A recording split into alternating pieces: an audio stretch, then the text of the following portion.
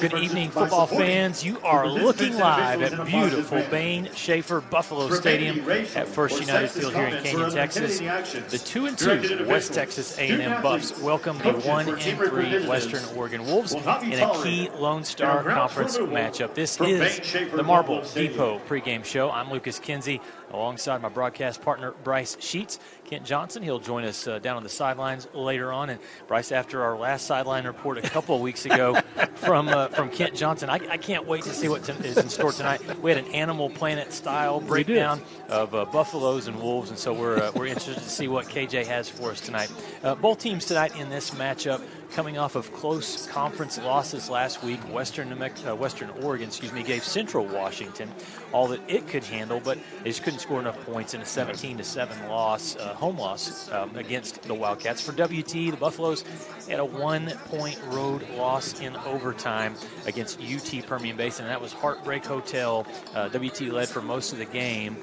In fact, WT led by 10 points with under 2 minutes left in regulation, but the fourth quarter proved to be the difference in that game as the Falcons outscored WT 31-16 in the final period, plus the overtime to complete that amazing comeback in Midland. Bryce, we were watching that game last week, and still, you look at everything that comes out of it and you're a little frustrated, but the Buffs, they were 1 2-point conversion away from coming out with a victory. You go for that 2-point conversion on the road, and you and I both liked it. But talk about that tough road loss that the Buffs had. Well, that is I think what's tough about it more than not is the fact that what you said, the 10-point lead with 2 minutes to go, allowing UTPB to get back into it, to tie it up and force the overtime. And then, I totally agree that going for the 2 on the road, trying to come away with a win, trying to catch them off balance, and, if you're successful, obviously, you're now 3-1 instead of 2-2 on the season. And so, again, trying to be aggressive, trying to show support for your team.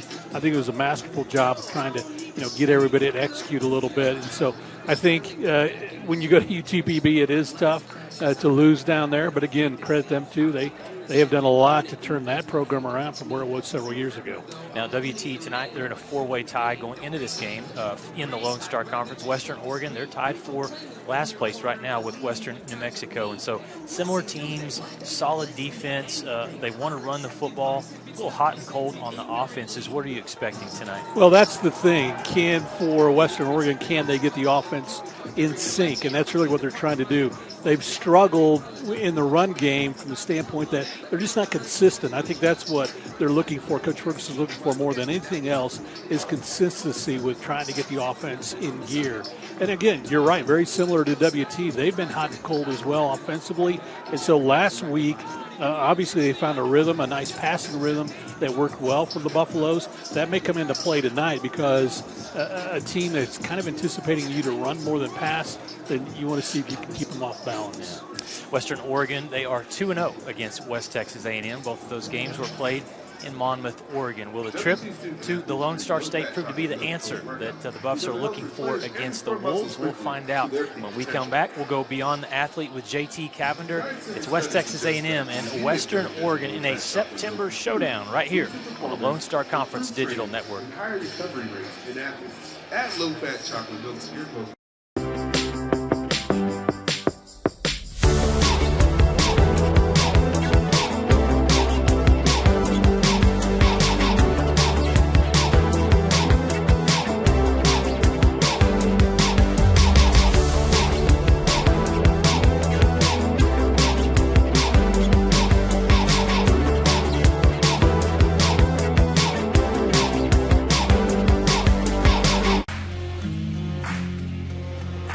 WT student athletes drink low-fat chocolate milk post-workout because it helps replenish and restore muscles quickly to their peak potential. Scientific studies suggest that the immediate benefits of low-fat chocolate milk include boosted performance, improved training, and higher recovery rates in athletes. Add low-fat chocolate milk to your post-workout routine.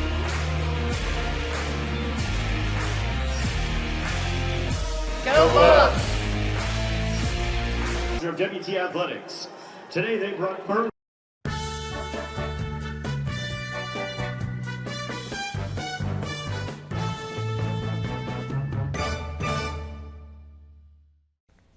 Hi, I'm Kari Belmares, and welcome back to another episode of Beyond the Athlete. Today we are sitting down with JT Cavender, who plays football for West Texas A&M University. Thank you so much for being here today. No, thank you for having me. Of course, of course. So, a lot of new things this season. A new coach, new teammates, and I noticed new football jerseys after the first home game. I know that's random, but they look so good. Oh, yeah, they're definitely our favorites. And when we know we look good out on the field, we're going to be playing better. Definitely. So we enjoy it. Definitely. Anyways, change is always good, but transitioning into it isn't always easy. How has it been getting used to all of the new for you? Right. So it's definitely been easier than I anticipated, but that doesn't mean it hasn't been hard. And, you know, getting used to a whole new staff and how they do things. You know, we used to practice at 5 in the morning. Well, that was when we had meetings. We would practice closer to 6:30.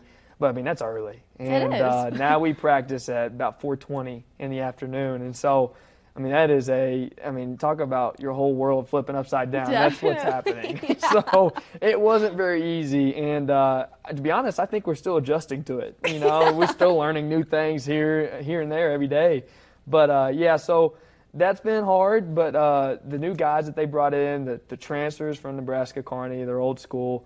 They are some great dudes. And the freshmen they brought in, the transfers they brought in from, you know, other places other than Nebraska, they've all been fantastic. And we have really formed a tight-knit group. And we keep having fun with each other. So, Good. yeah, we're enjoying it. Good. You've played football for WT since 2020. You're a junior now, so senior year will be here before you know it. Yeah. How have you gone about soaking in the experience of getting to play for the school throughout the years? Right. So this year I've been telling myself that you are in a spot of what you dreamed of. And so being here now and knowing that my whole life this is where I've wanted to be, it just has really humbled me and allowed me to soak in every little detail, every little practice that we do, every second of it. And it's been a relief to know that I'm here doing it and that, you know, there's nothing else that I want to be doing in the world. Yeah. So it's been fun. It's been a cool experience to grow that way. Definitely.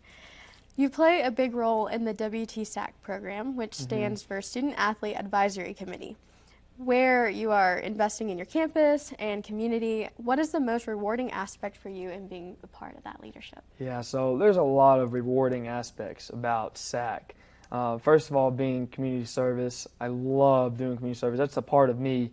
And just being able to go out in community and form relationships with people that I would not have formed with if I wasn't in SAC. And so that's been I've been extremely blessed with that. And then probably the number one thing that I really enjoy about SAC is forming relationships with people from other teams. We don't always have the time to go and form these relationships. And so SAC gives us an opportunity to meet with each other, play games with each other, do community service with each other. And it really allows us to grow to like one another and to go out and support other people's games, and just really grows your friends. I mean, it's really unbelievable. And I've probably doubled my friends because of SAC. Good. It's really cool. I know you're religious, and I love when people are open about their beliefs. How has your faith helped you throughout your journey of being an athlete? Yeah, so in the past year, my faith has really grown. I went through a really tough injury last year that knocked me out for more than half of the season. And so I started attending FCA. I was attending it already, but I really started going more faithfully and started learning and trying to learn a lot more. And Aaron Hunt's done a great job of running it. And he took me in, did some discipleship meetings with me, and taught me just more about the Bible and more about God. And I've really grown in that aspect. And so having that big religious background in the past year, just growing that, it's allowed me to go out in the field and just play freely and know that I'm playing for God and that really nothing else matters, and you can just go out there and have fun. So. Exactly. I love that. Well, thank you so much for being here today. We really appreciate it. Of course. Thank you for having me. Of course. And stay tuned for the next episode of Beyond the Athlete.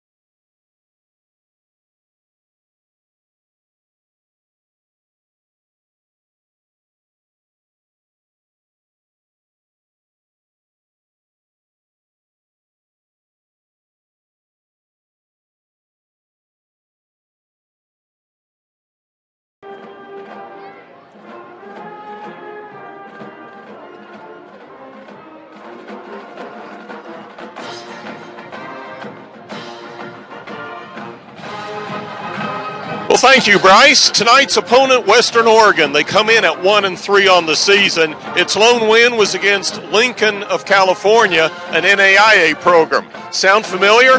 Well, that's who Adams State beat the week prior to the Buffs playing Adams State in its home opener earlier this month. But before you think tonight's opponent is a pushover with 3 losses, consider this. One of the losses was against the nation's #1 ranked FCS team, South Dakota State. They lost by 1 point in Portales against Eastern New Mexico, and last weekend they held a very strong Central Washington team to just 2 touchdowns and a field goal in losing 17-7. Since 2006, the Wolves have been a strong football program, posting winning seasons in 11 of the past 16 years. However, they've only had 2 winning records over the past 6 years. But what matters to West Texas fans is each of the last 2 years, the Buffs have lost at Western Oregon, including a 2021 season, which saw the Buffs lose in Monmouth, Oregon, as the Wolves went 89 yards in 12 plays to score in the game's final seconds. The Wolves head coach is Arnie Ferguson. He's in his 19th season at the helm of the Wolves football program. He's a 1991 graduate of Western Oregon, and with the exception of 1 year in the high school ranks, he has spent every other season on the sideline as either an assistant or a head coach for the Western Oregon football program. Western Oregon is strong defensively, and up front, that's where it all starts. Gio Antonini, Sam Stowers, Rocky Matoya, and Noah Alusi are the down linemen, and they are big. How big? Try 315, 250, 295, and 320 pounds respectively. This will be the biggest defensive front the Buffs face all year. As a unit, the Wolves defense gets after the quarterback. They have 6 sacks this year for minus 42 yards, and as a defensive unit, they have a total of 115 yards in losses. However, the Wolves do not force turnovers. Just 1 interception and 3 forced fumbles this year. 1 week ago, they held Central Washington to just 271 yards in total offense, but they lost 17-7. Offensively, the Wolves average just 18 points a game. They're balanced, averaging 158 yards rushing, 152 yards passing. The quarterback is Gannon Winker. He's a junior from Bainbridge Island, Washington. He's completing 51% of his passes this year. However, he's thrown 7 interceptions. When he does complete his passes, his favorite targets are redshirt freshman Kevon Ely and junior Brendan Hodge. Together, they've combined for 27 catches this season. On the ground, it's the tandem of junior Dominique Loggins and senior Austin Basher, who have combined for 534 of the Wolves' 632 rushing yards this year. The Buffs are unbeaten at home thus far, but they've got a challenge tonight against a team they have yet to beat.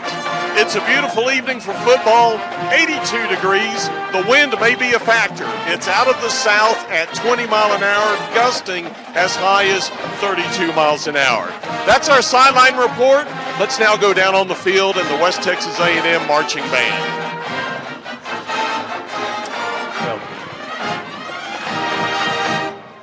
Thanks.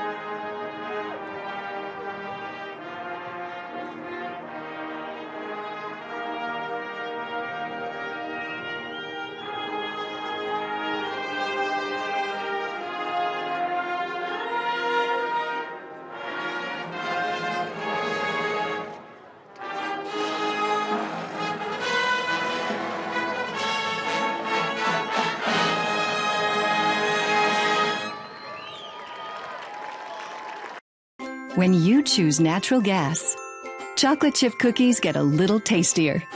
Homes get a little cozier. Bank accounts tend to put on some weight. Towels get fluffier. Showers.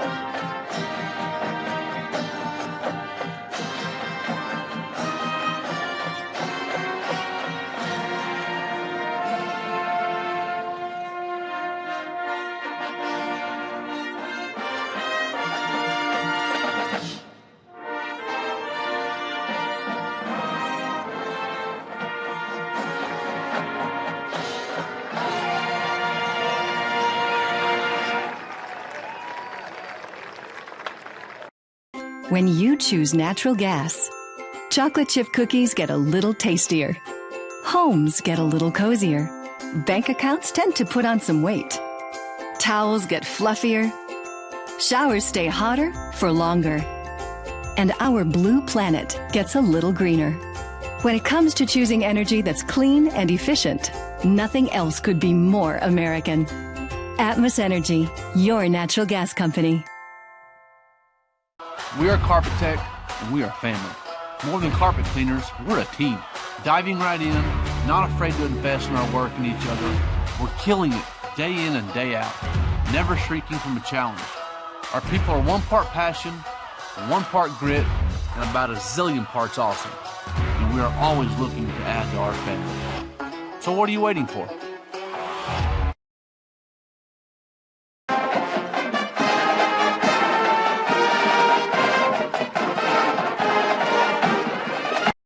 Need more business? Choice Media is your local outdoor advertising solution, helping businesses grow since 1992. After 31 years of business, Choice Media has both static and digital billboards throughout Texas, New Mexico, and Oklahoma. Billboards are the best choice when trying to grow clientele or promoting brand awareness. Contact Choice Media, your local advertising company, at 806-352-6585 to speak with a billboard expert today. That's 806-352-6585. It's got the looks, the style, the performance. Your new car is everything you always dreamed of, and now it's here. First Financial Bank was happy to help put you behind the wheel with a new car loan at a competitive rate and fast, friendly, local approval. It's service that just comes naturally to us, much like a love of tradition comes naturally to you. First Financial Bank, you first. Member FDIC.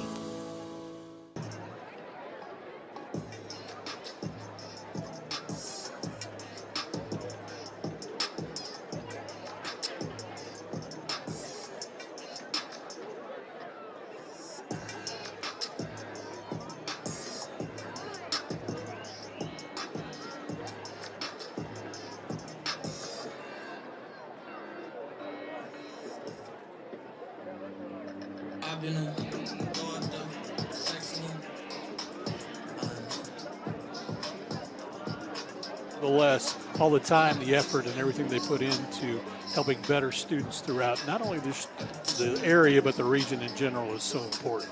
All right, there's other really important games going on around the conference. Let's take a look at some of those across the Lone Star Conference. And you see Bryce, Kingsville and UT Permian Basin. I mean, those are two teams that are at the top of the standings in terms of what they have done already. We saw UTPB last week against the Buffaloes. Kingsville, they're up in the top rankings in the nation, so that ought to be a good one. Angelo State at Eastern New Mexico. They're going to go to Portales, and so it's always a tough place to win. And then Central Washington taking on a Western New Mexico team that's still looking for a win in conference.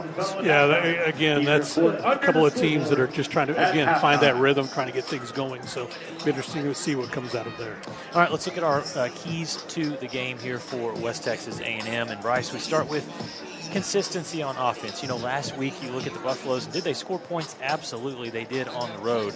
But they've been up and down. There's been some games, even in the shutout win a couple of weeks ago against Midwestern State, we knew Coach Lynn wasn't pleased with the overall output of the offense. So what are we looking for tonight? Well, again, you're looking for consistency is a good word. And when you say that, it's just what kind of rhythm do we have going? Are we in rhythm? Are we doing the things that we've worked on in practice all week?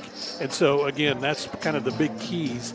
And again, with a young quarterback, a true freshman quarterback. He was good last week. He was good last week. The week before is inconsistent. And so, again, you're trying to get him on the same page where you know week in, week out, he's going to deliver. And, kicker Preston Gregg, he's been great. He's been awesome, 7 of 12 from field goals.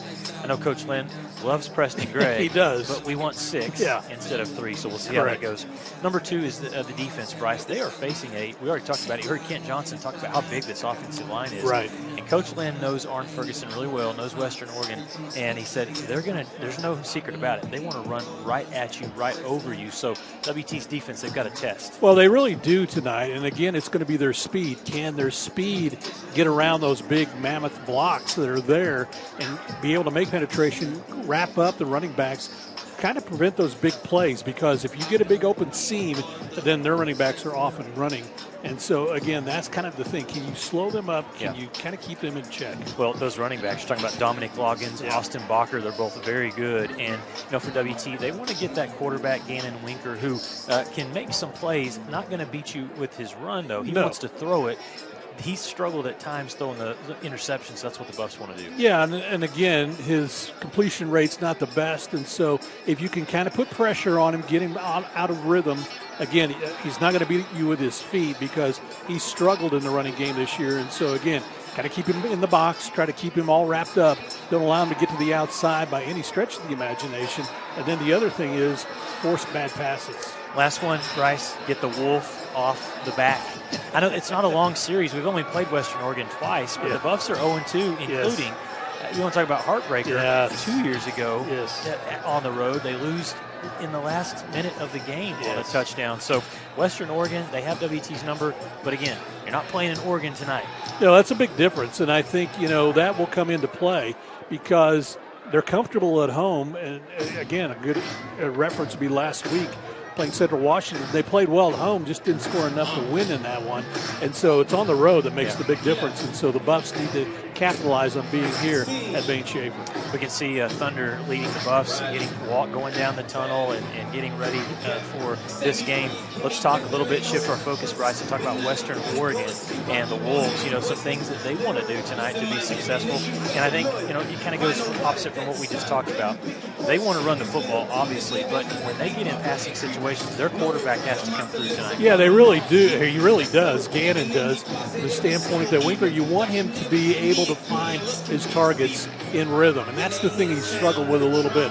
Again, they're working on rhythm, trying to get in an offensive flow. So they haven't been able to do that yet. They're hoping here, obviously, on the road, they can find that tonight. I know you're a wordsmith, so you realize it's Gannon versus Cannon tonight with the two quarterbacks. Absolutely. We talk about that run game. They want to establish that behind their big offensive line. And as the Buffaloes get ready to come out onto the field, we'll turn our attention here to West Texas A&M. There's Thunder, and there are the Buffaloes heading out onto Bain-Schaeffer Buffalo Stadium at First United Field. Bryce, last thing I was going to say about Western Oregon, I think if you're Western Oregon defensively, you have to find ways to pressure the Buffs, put the pressure on the quarterback, Cannon Gibson, and the receivers, and try to force some turnovers. The Wolves' defense is pretty solid. They only gave up 17 points to Central Washington, and they do have 3 forced fumbles and 4 sacks this year. Yeah, and again, they get pressure on Cannon. That's keeping him out of rhythm. That's not allowing him to set his feet and find the receivers. Again, WT is going to have a short passing game. They're not going to go way up the field. They're not trying to go long vertical passes. They're going to be short and to the sides and try to get things going offensively. All right. Bryce, we have our X-Bar Steakhouse X Factor of the game, and this is a player I got the chance to visit with a couple of weeks ago. He's not very tall, but he's fast. No. He is physical, and he is a tackling machine. Jimmy Harrison, the linebacker. Well, and the thing, of course, he comes from Nebraska Kearney, and the thing about Jimmy is he has a high motor, and what that means basically is he is a senior. He understands what offenses are trying to do, so he knows how to fill gaps and how to get there. And so he gets everybody set up basically to fill those gaps. And the thing is, he is a tackling machine, and a bit undersized for a linebacker a lot, but again, uses his speed, quickness, and his strength to find and sniff out those running backs and take them for a loss. Yeah, this year leading the Buffaloes with 30 tackles, 3.5 of those for loss. And as you see the captains coming out onto the field, do want to mention this, Bryce, as I talked about it being Educator Night here at West Texas A&M, and a big shout-out to our honorary captains. These were picked as the Educators of the Year. Different people nominated these educators, so congratulations to Sean Reed from Boys Ranch, Katie Grant from Amarillo ISD, Lisa Cervantes from Canadian ISD, and Pamela Houston of Farwell, who are out on the field as honorary captains. We'll go down to the referee. All right, he said tails. We'll let it hit the ground. It's ahead. West Texas, who won the toss. You're going to defer? You're getting the ball. Which way you want to kick? All right, turn your bodies that way, please. West Texas has won the toss. They've elected to defer their choice to the second half. Western Oregon will receive in the north end zone. Good luck, gentlemen. So there you have the coin toss, and again, WT wins the coin toss here at home. They've deferred to the second half, and Jimmy Harrison picked, we're going to go this way. He wants the win at their back to force a tough time to pass the football, basically. That's what's going to be difficult for Western Oregon to go into, as Kent described it, 20-mile-per-hour winds gusting up to 30 from time to time. And so, again, that'll be a difficult situation for their offense. Here's the educators that we were talking about there. Katie Grant, Amarillo ISD. There's Lisa Cervantes from Canadian ISD. Pamela Husted from Farwell. Just down the road. Sean Reed from Boys Ranch. And Sean Reed, who is principal over at Boys Ranch. And so we appreciate all that they do. We also appreciate Education Credit Union for providing free entrance into the game tonight. I thought that was really cool that they supported that. And again, Bryce, you and I have been involved in some form or fashion with education. We know that all that the teachers and counselors and principals and everyone does, custodians at a school, for a community, it means a lot. No, it absolutely does. And again, I'm proud of the fact, too, my broadcast partner, that's your day job. And so you're in education. And again, it affects so many lives in so many different ways. And so, again, we appreciate what educators do. And we appreciate, like you said, Education Credit Union, allowing them to come in tonight and watch, hopefully, a great game as we get this one set to get underway. Looking at Western Oregon offensively, as they're going to get the ball to start things. They only average 18 points a game, 310 total yards on the season so far, 158 on the ground, 152 through the air, so they are a running team, there's no secret about it. To get things started for Western Oregon, two return men back, number 5 and number 30. Dominic Loggins, the running back, one of those players, and Jalen Fight, he's their main return man, 24-yard kickoff average this season. Preston Gregg, as we've seen him do a lot this season, doesn't let anybody touch the ball on the return, and that's a nice weapon to have for the Buffaloes. Yeah, it really is, and again, got it to the back of the end zone, so we'll start this one at the 25, and again, what does the Buffs defense do against this big size, over 320-pound on average offensive line?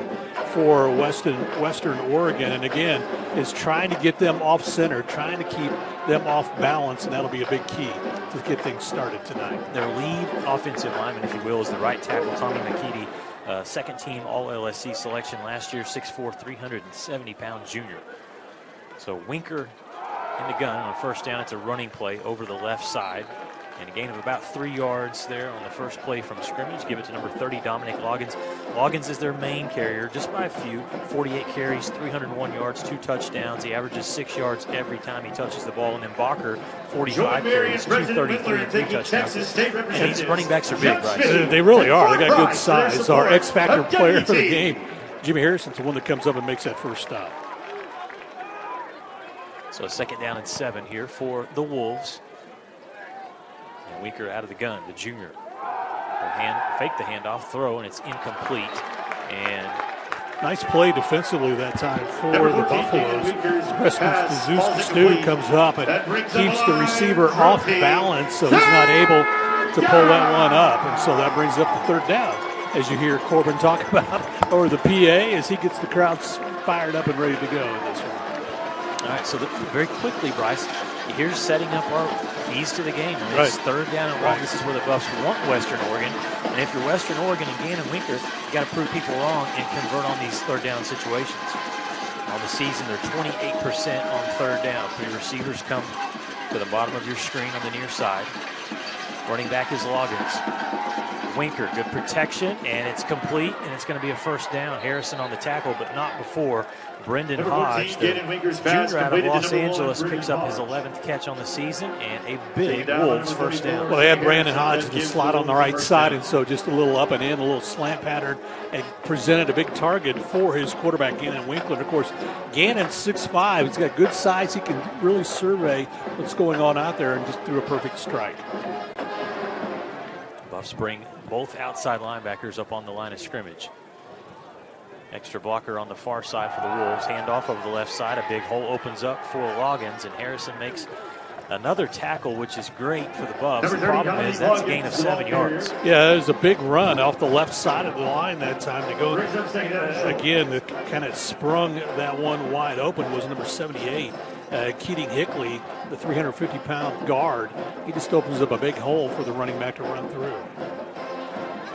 Yeah, when you're facing offensive linemen this big, you cannot allow them to get their hands on you. No, and that's the thing. They're going to do that and make that contact and kind of get you turned around. There's a pass through the hands of the intended target. Well, Gannon that time, that was a fastball. I mean, that came at super speed. Yeah. That was Jermaine Land, scat back. It was in for the Wolves that time. 5'7", 185-pound redshirt freshman. The Wolves last year, Bryce, had a phenomenal running back, led the LSC in rushing yards, Amari Dixon-Land. Buffs are glad to not see him out on the field. Over 1,000 yards rushing, 11 touchdowns, but they've got a couple of guys trying to take his spot this year and do a good job. 3rd down and short. They converted on the previous 3rd down, the Wolves did. Send the receiver in motion. That's Jalen Fight. And they'll fake it, throw it, wide open receiver at the 35, streaking down the middle, down to the 20, to the 10. The Wolves are going to nearly get this one into the end zone off of a wide open Kevon Edey run after the catch. Somebody missed an assignment because Key was so wide open. Nice play action that time for the quarterback. Gannon Winkler had the line kind of buy off on the handoff, but then he had the receiver wide open, and somebody missed their assignment, and he was off to the races. Yeah, you were looking for a maroon jersey, and there wasn't one within 10 yards. No, it was a clear target, and so if you're a good quarterback, you're going to hit that every day. They mark it down to the 3-yard line. 1st and goal. Western Oregon trying to strike early here, first quarter. Got a whistle, timeout taken by Western. Timeout, right. Western Oregon. Their first of the half. It's a 30-second timeout. Let's keep it here, just a 30-second timeout, Bryce. Don't want to miss the next play. And so Western Oregon, early on, good mix of run and pass, but the thing is that's been surprising, the pass has been open. Well, again, 51% for the season so far for Gannon Winkler, but he has been on target. The only the pass of the two that he's kind of really missed on is because he threw it so hard, receiver couldn't wrap their hands around it. And so, again, he is finding his receivers in stride, and again, that's what's led to these big gains for Western Oregon. Head coach Arne Ferguson, 19th year at the school, over 100 wins, and last season 6-5 record. Had a really strong finish. They won 6 of their last 7 games in the LSC. Yeah, of course, one of those was against the Buffalo last year, and so they finished strong. Again, it kind of shows his history. Teams start slow, but they build as the season progresses. It gets them in the right rhythm, and right now it looks like they're getting in the right rhythm. All right, after a 53-yard pass completion to Kevon Edey, here is the first and goal play, and look how deep the tailback is on this play as Winker goes under center. Going to hand it off over the right side, and that one straight downhill. A touchdown, Western Oregon, no doubt about that one. They brought in Bryce, and Coach Lynn told me about this player, number 44, J.J. Tofeono, who is a linebacker. A big linebacker. Yes. 250-pound linebacker. He's also a lead blocker. Yeah, no, he really is. And again, you had Keating Hickley, again, 350-pound guard, and then Tommy McCready, that's 6'4", 370-pound tackle. They just kind of open up a big lane for the running back to run through. Here's the extra point attempt, and this one is down the middle for Charlie Shulkin. So Western Oregon wastes no time. They score quickly and lead the Buffs 7-0 here from Bain-Schaeffer Buffalo Stadium. We'll see what the Buffs can do when they get the football right after this.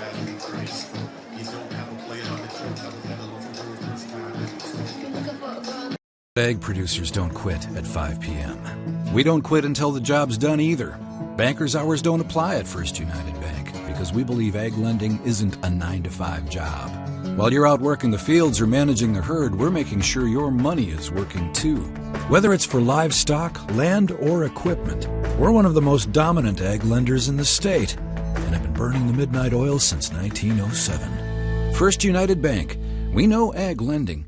We know ag.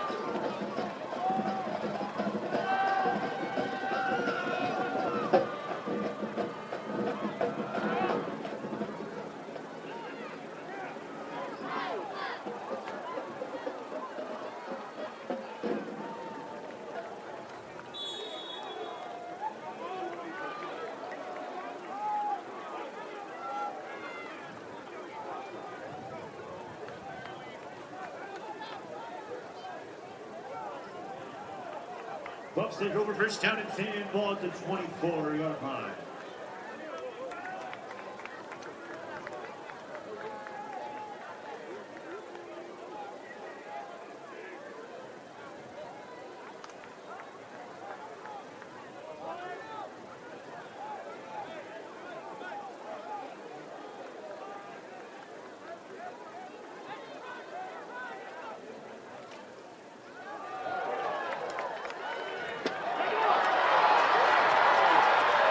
Midfield, pushed hard out of bounds after a big run. It just adds a different element when your quarterback can take off like that. Well, no, and that was quarterback designed to run. Again, what he did was fake the handoff with an end around, and so we had an end coming around that time, and that was Tyler Sweet. Fake the handoff to him, and then he goes off the right side and follows the right sideline. Jax Andrews with a nice block, allow him to get to the outside and pick up the first down. So great start for the Buffaloes on the first play. Cannon Gibson runs wild. Shaq Brown with the catch, looking for a block, and not much going there. Good defense by the Wolves. Leading the charge there was number 22, Isaiah Abraham, kind of that hybrid safety linebacker spot. Yeah, Abraham and Dawson Muggy come up and do exactly that. They mug Shaq and take him to the turf. This defense, Bryson, giving up 26 points a game, 155 on the ground, 182 through the air, and they're pretty good defensively on third down as well. Their opponent's just 32%. Well, they run 4 down linemen and also 4 linebackers, and they'll kind of alternate. One of those is kind of a hybrid, as you talked about. Travian McCoy-Gay, the running back, they fake it to him. Gibson keeps it, and he's going to lose a yard as that was penetration, big penetration that time defensively. Yeah, Sam Stowers comes in there with a big defensive tackle, 6'1", 350-pound sophomore, and he just read it perfectly, was able to wrap up Gannon. So now WT with a 3rd down and long. Gibson going to throw this one down the far sideline and overshoots the intended receiver. No chance for the play there for Tyler Sweet. And so Western Oregon, after surrendering that long run to Gibson, they settle in defensively. Now the Buffs will have to punt the football. Yeah, that play from the get-go doesn't look good. Cannon used the cannon to get it up the field a little bit too much. Mustard on the pass. Didn't allow his receiver to get clear of the coverage that time, and so just really no way to pull that one in on the completion. So a good stand there by the Wolves defense. Back to return the punt is Jalen Fight, 170-pound redshirt freshman from Vancouver, Washington. And here's the punter for the Buffalo, Seth Ford, 41-yard kick average this season. He likes the high kick. This one's going to hit at the 10, and look at this bounce. Can the Buffs keep it out of the end zone? They can. Nice job by special teams play, and coming up to really round that one out. Michael Arsenault. Yeah, Michael Arsenault was able to grab it and then get it out to the 1 yard line, and that's where they'll take over. All right, we're going to take a 1 minute timeout. Buffaloes trail 7-0 Western Oregon. They've got the football again, but they're at their 1 yard line. We live where wide open roads lead to wide open spaces, where life is lived a different kind of way. We believe that generosity should always be given, but loyalty can only be earned. Community is sacred. Integrity is learned. We believe in going the extra mile, whether it's time to work or it's time to play. But most important, we believe in doing the right thing, always. I'm celebrating my 40th year in business this year. That's longer than any other GM dealer in the Texas Panhandle. At Greg Laird Buick GMC, my selling points remain the same. Our non-commissioned sales staff and my free lifetime powertrain warranty give you complete peace of mind. If that's not enough, now I'll give you $2,000 best price guarantee, and I'll still give you a free lifetime warranty. Why go anywhere else? I'm Greg Laird, and I personally guarantee you this will be the best buying experience you've ever had.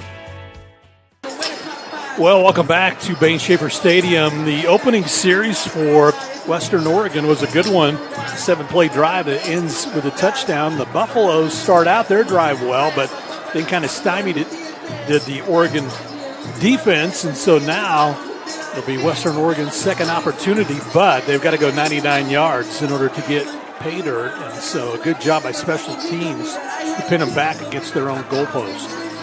Defensively, we'll see what the Buffs try to change up again. That first drive, it was power, and it was also good play action and open receivers.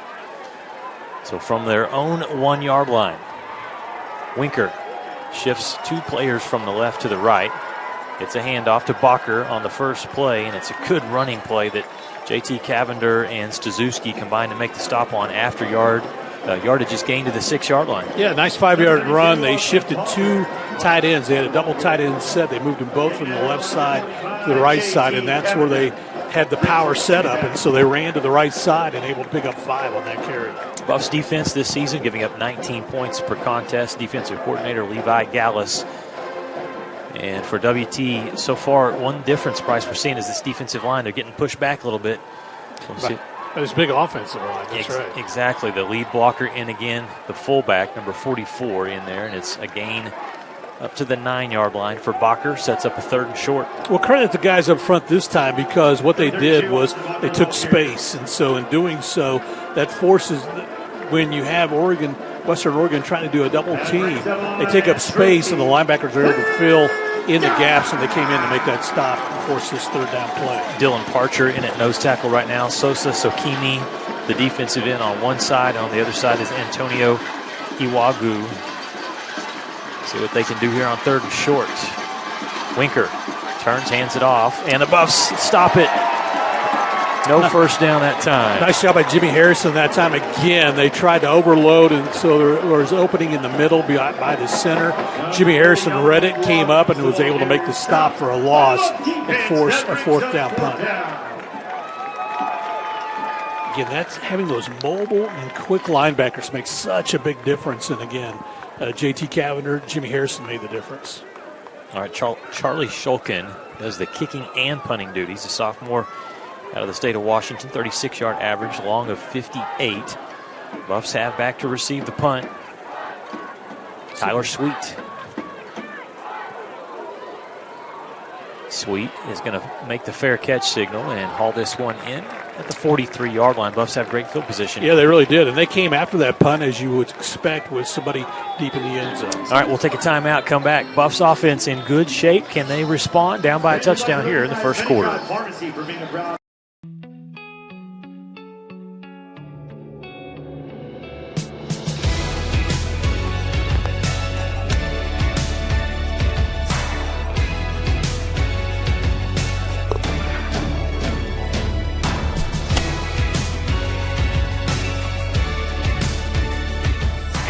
Headquarters and get helped, get fitted, and get your questions answered, and find out about our price matching online today.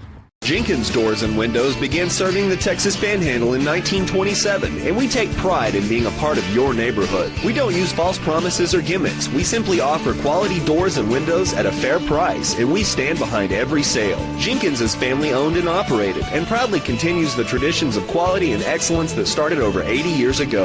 Call us at 372-4336 or stop by our showroom at 820 West 6th and let our knowledgeable staff help you pick out the perfect doors and windows for your home. Well, welcome back to First United Bank Field, Bain-Schaeffer Stadium, and the Buffaloes got great field position after special teams and the defense kept Western Oregon deep in their own territory, forced the punt, and so the Buffs now in Western Oregon territory. Bryce, we appreciate all of our hard workers here at the Thunder Vision production, the broadcast team. Did you know, this is from our man Brent Seals, okay, the very first televised college broadcast was back in 1939. And no, for those out there, Bryce did not broadcast that. No, I didn't, one. but it was Waynesboro, I believe, was one of the schools on that. Is that correct? Okay, Fordham and Waynesburg. Yeah, you're right. There you go. Fordham took it to Waynesburg, 34-7. With a lot of shovel passes, right? Yeah, well, something.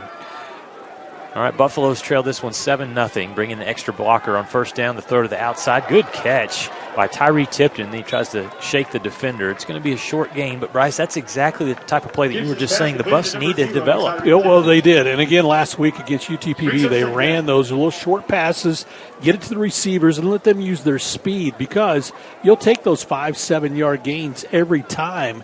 And again, that was a 5-yard gain, so a nice play. Getting it to the near side. New running back in the game, it's Isaiah Smallwood.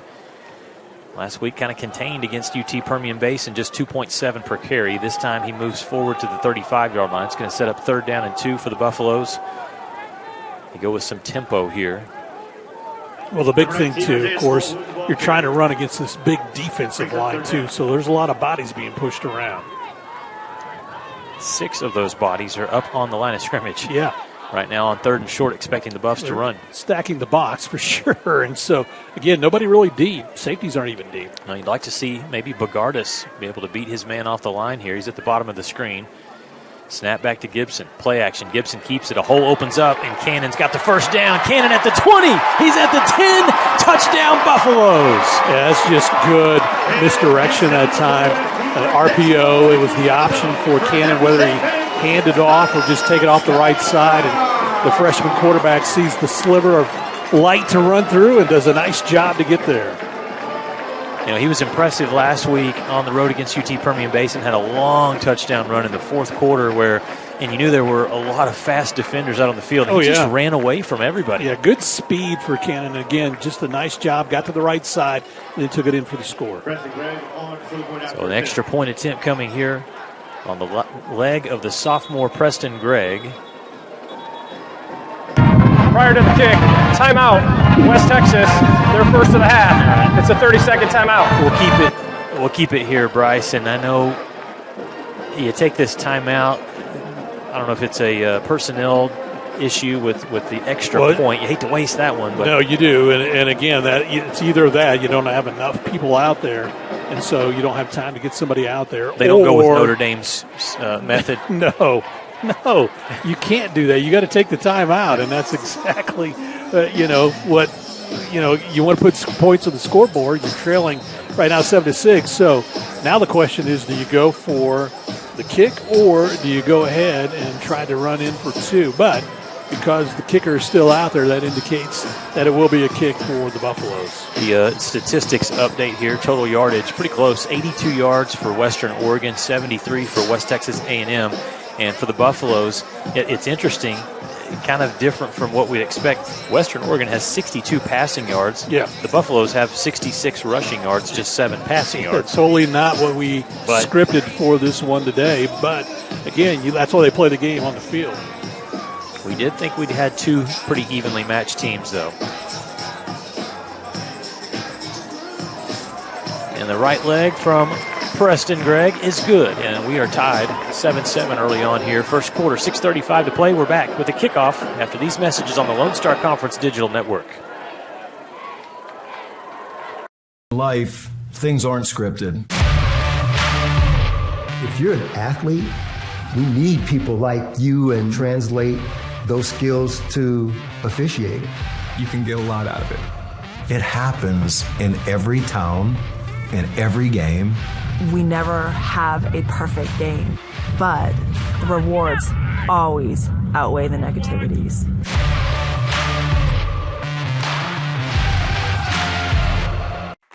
Choosing the right countertops for your kitchen can be tricky. Nowadays, there are hundreds of colors, patterns, and textures and materials that range from natural to engineered stone. Marble Depot is here for you throughout every step of the process.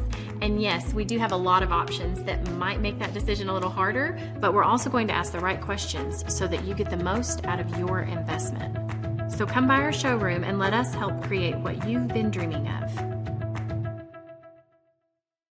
Well, a 3-play drive that covers 43 yards. The last 36 is the quarterback, Kenny Gibson, taking it in for the score. Extra point is good. We're tied at 7. Buffaloes kick off here. Last one went over the head. Now they're going to pooch kick this one. Sky kick over to the far side. And fair catch made at the 24-yard line. And so here comes Western Oregon again. That's not a bad thought, because it was a running back over on the far sideline that I think he was a little surprised with the pooch kick, and you never know when they bobble it or have some kind of difficulty handle it, and you can come away with a miscue. Buffaloes come on the field. Bryce, good to see Ty Dillon back. He played last week on the road against UT Permian Basin. One of the corners out there, Charles Henderson on the other side. Saw Ty warming up before the game, doing a lot of extra stretches, and you're right, great to see him back out. All right, on first down, the Wolves. With 3 receivers on the far side, they go running play, and that's a collision. Jimmy Harrison gets around the block and then runs smack dab into Dominique Loggins. Well, Loggins, 200 pounds, and we talk about Jimmy. He's not really big, but, man, he's so aggressive. And, again, perfect angle, just like he did to stop it on third down before to force the punt. And, again, perfect angle to wrap up the running back and prevent any gain whatsoever. We just love these linebackers, Bryce. I do. They are old school, old-fashioned. Like, Jimmy Harrison and J.T. Cavender and these guys, they could play in the 70s, right?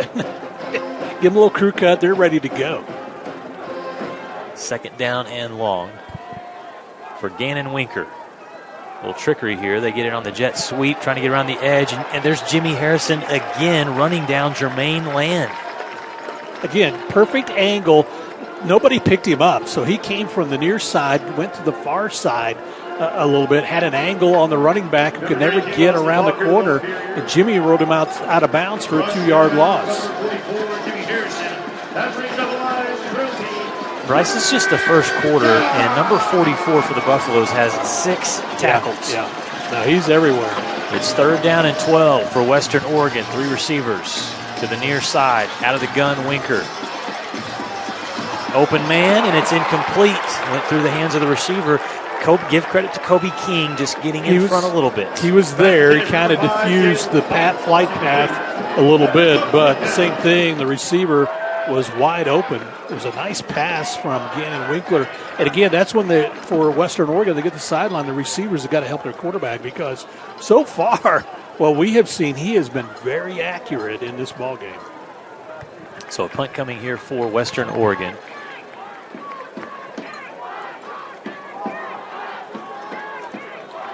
Buff show that they're going to come after it. Shulkin gets it away, and a fair catch, I believe. No whistle yet. Yeah, it was a fair catch. Okay. Just momentum carried him forward. So the Buffs will have it in their territory, but at the 46-yard line. So battle of field game right now in favor of WT. Punt goes 41 yards there. And so the Buffaloes will come back out. Some good momentum from the previous drive. 5:18 left to play in the first quarter. We're tied at 7 with Western Oregon and the Buffaloes here at First United Bank Field. See if they can get the running backs going a little bit. Also a player in the slot back last week actually was back in action. Number 25. Here's a handoff over the left side. This time it's to Travion McCoy-Gay, and a tough run for about 2 yards. That's kind of what they know. They know the running game is going to be difficult. You still want to try to establish that to keep Western Oregon's defense off balance. Again, when they have 8 in the box, you know you're not going to get many yards. I said 25-5 is their player that's back. Chris Sims, he's on the far side, 25 in the slot right now. T.J. Moore Jr. Yeah, that's whistles. Buffaloes weren't set. They had trips over on the right side, 3 wide receivers. Offense, number 25, never got set. 5-yard penalty, second down. It was kind of a bunch formation, but there were 2 of them moving. Somebody was still tiptoeing. They're still moving, trying to get set. And so Cannon didn't give them enough time to get set, and that's why the official pulled the flag and will mark off this 5-yard. Yeah, the Western Oregon Wolves, their win this season came against Lincoln, California, 29-14, and they lost at Eastern by 1, Eastern New Mexico. They lost last week, Central Washington, by 10 points. Gibson will swing this ball out to TMG. He's got good yardage near midfield. Good stop there for the Wolves, going up to make the tackle. Number 33 for Western Oregon, and that is Aiden Murphy, one of the linebackers. Well, Murphy came up, and I think the coaching staff on the near sideline was asking for a face mask. It looked like he grabbed around the face mask area. But again, nice open field stop because nice move back to the inside. There was a running lane. Clock continues to run. 4 minutes now to play here in the first quarter. 7-7. Buffaloes and Wolves. 2 receivers to each side on a 3rd down and 6 play for Cannon Gibson.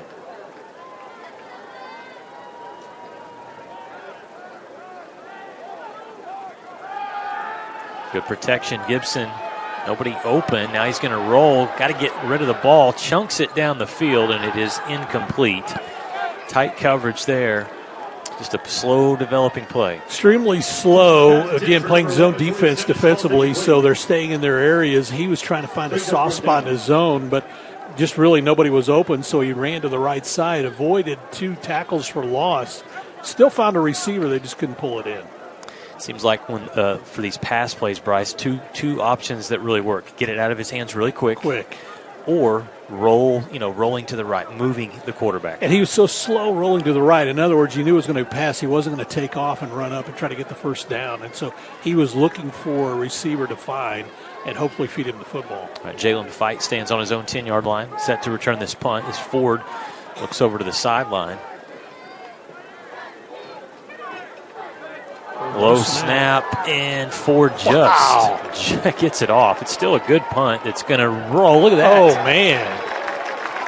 What a great special teams play by the punter. Seth Ford bobbled it, dropped it, picked it up, had pressure on him, still got his foot into it, and then places it inside the 10-yard line. Well, last week watching the broadcast, Bryce, according to the broadcasters, they said he was a big man, and Seth Ford shows off, and not only is he big and strong and has the leg, but he's got some athleticism. No, he really does, and again, it was a low snap, it was bobbled, so he has to pick it up, he has to see who's coming at him, and then still get the kickoff, and I think he did a nice job. So Western Oregon offense back on the field. 2 teams right now nearly even in yardage. WT with 82 yards of offense, 80 for the Wolves. On first down, a run over the left side. A couple of yards picked up. So the adjustments have been good so far defensively for the Buffaloes. After that first series, they allowed for Western Oregon to kind of get up the field, especially through the passing game, so they made some adjustments. And so right now, the front 3 are kind of bottling up the run lanes, and that allows the linebackers to kind of sneak around and find a different avenue to get in there and make the stop. Dominic Loggins, the running back, in right now for the Wolves.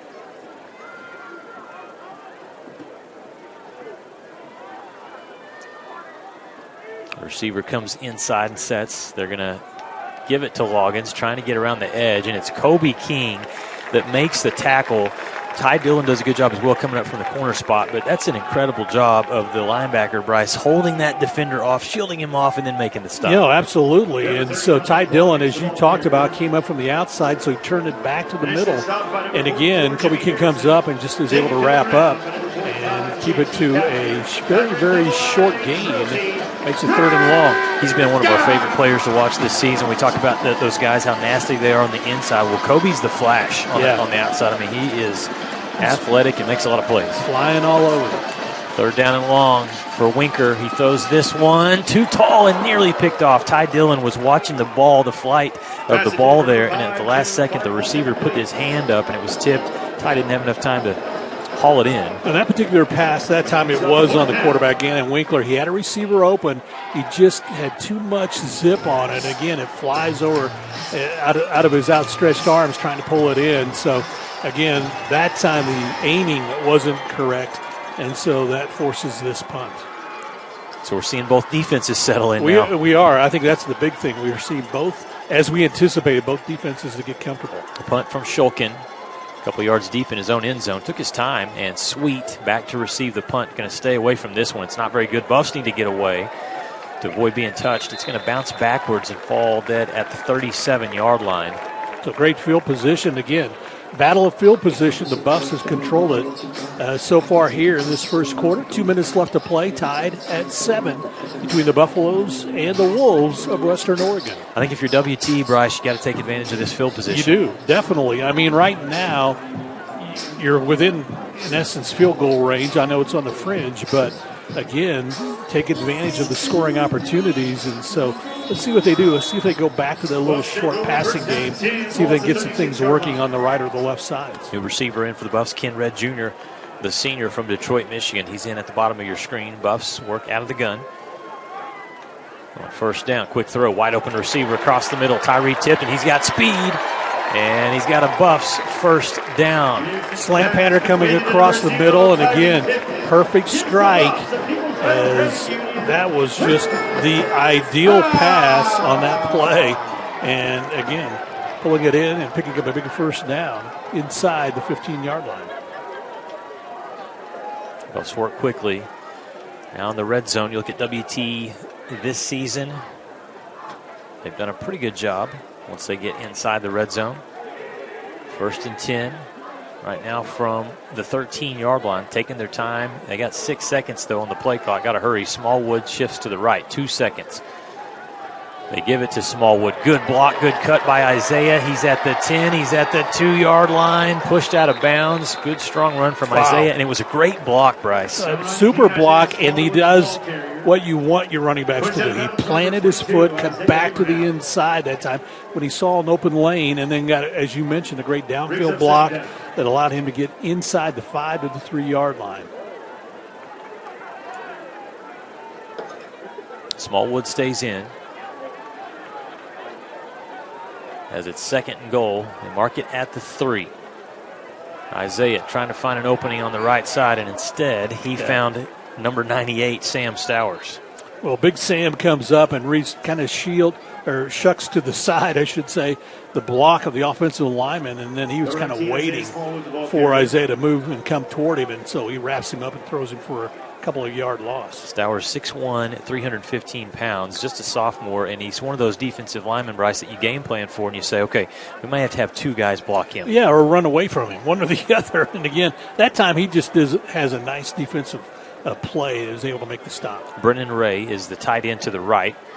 They fake it to Swallwood. There's Ray, and it's a touchdown. Stampede, baby. Beautiful job that time. Good misdirection.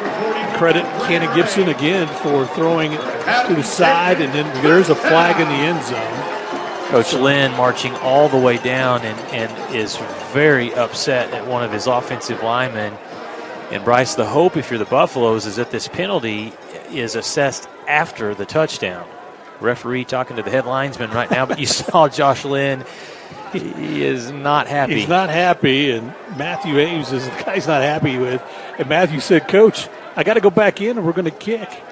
Officials are getting together to make a determination of whether or not if the penalty is going to be on the kick or on the kickoff. And so they'll get over there with Coach Ferguson and figure out what he wants to do. And it's hard for us up here. We don't know for sure why the flag was thrown. I think it was excessive celebration is what it looks like. If that's possibly the case, Bryce. The ruling on the field is a touchdown. After the play was over, personal foul, unnecessary roughness, offense, number 59. That 15-yard penalty will be enforced on the kickoff. Okay, so we didn't see exactly what it was in the end zone, a little extra curricular activity, and so, but the Buffaloes put 6 on the scoreboard. They lead now 13-7. Well, and you like to see that, and the young man's going to learn, no doubt about it. Matthew Ames will come back and learn from that, but Coach Lynn running the tight ship, and he is saying, fellas, we're going to make sure that we stay disciplined and don't have those penalties. If I'm Ames, I stay out there as long as I can before I make my way over. That's the end of the first quarter. Buff score right before the end of quarter number 1, have a touchdown lead as we head to the second quarter. 14-7 the score. West Texas A&M leads from Bain-Schaeffer Buffalo Stadium. 80 years, the Lone Star Conference has been committed to excellence. What began in 1931 as a 5-team conference has grown to 18 institutions spanning 4 states. And while membership has changed, the pursuit of athletic success and academic excellence has never wavered. 119 national championships, over 2,000 All-Americans, and nearly 300 academic All-Americans. Celebrating 90 years of success, this is the Lone Star Conference. Welcome to MediDrive Pharmacy. We greet you by name, and our pharmacists take the time to console you and answer all your questions. Our Health Mart Pharmacy specializes in serving our community with fast, friendly professional service and the highest quality of medicine and health products. We accept most insurance plans, including Medicaid and Medicare, and we offer free in-town delivery to your home or business. Come visit us for all your health care needs.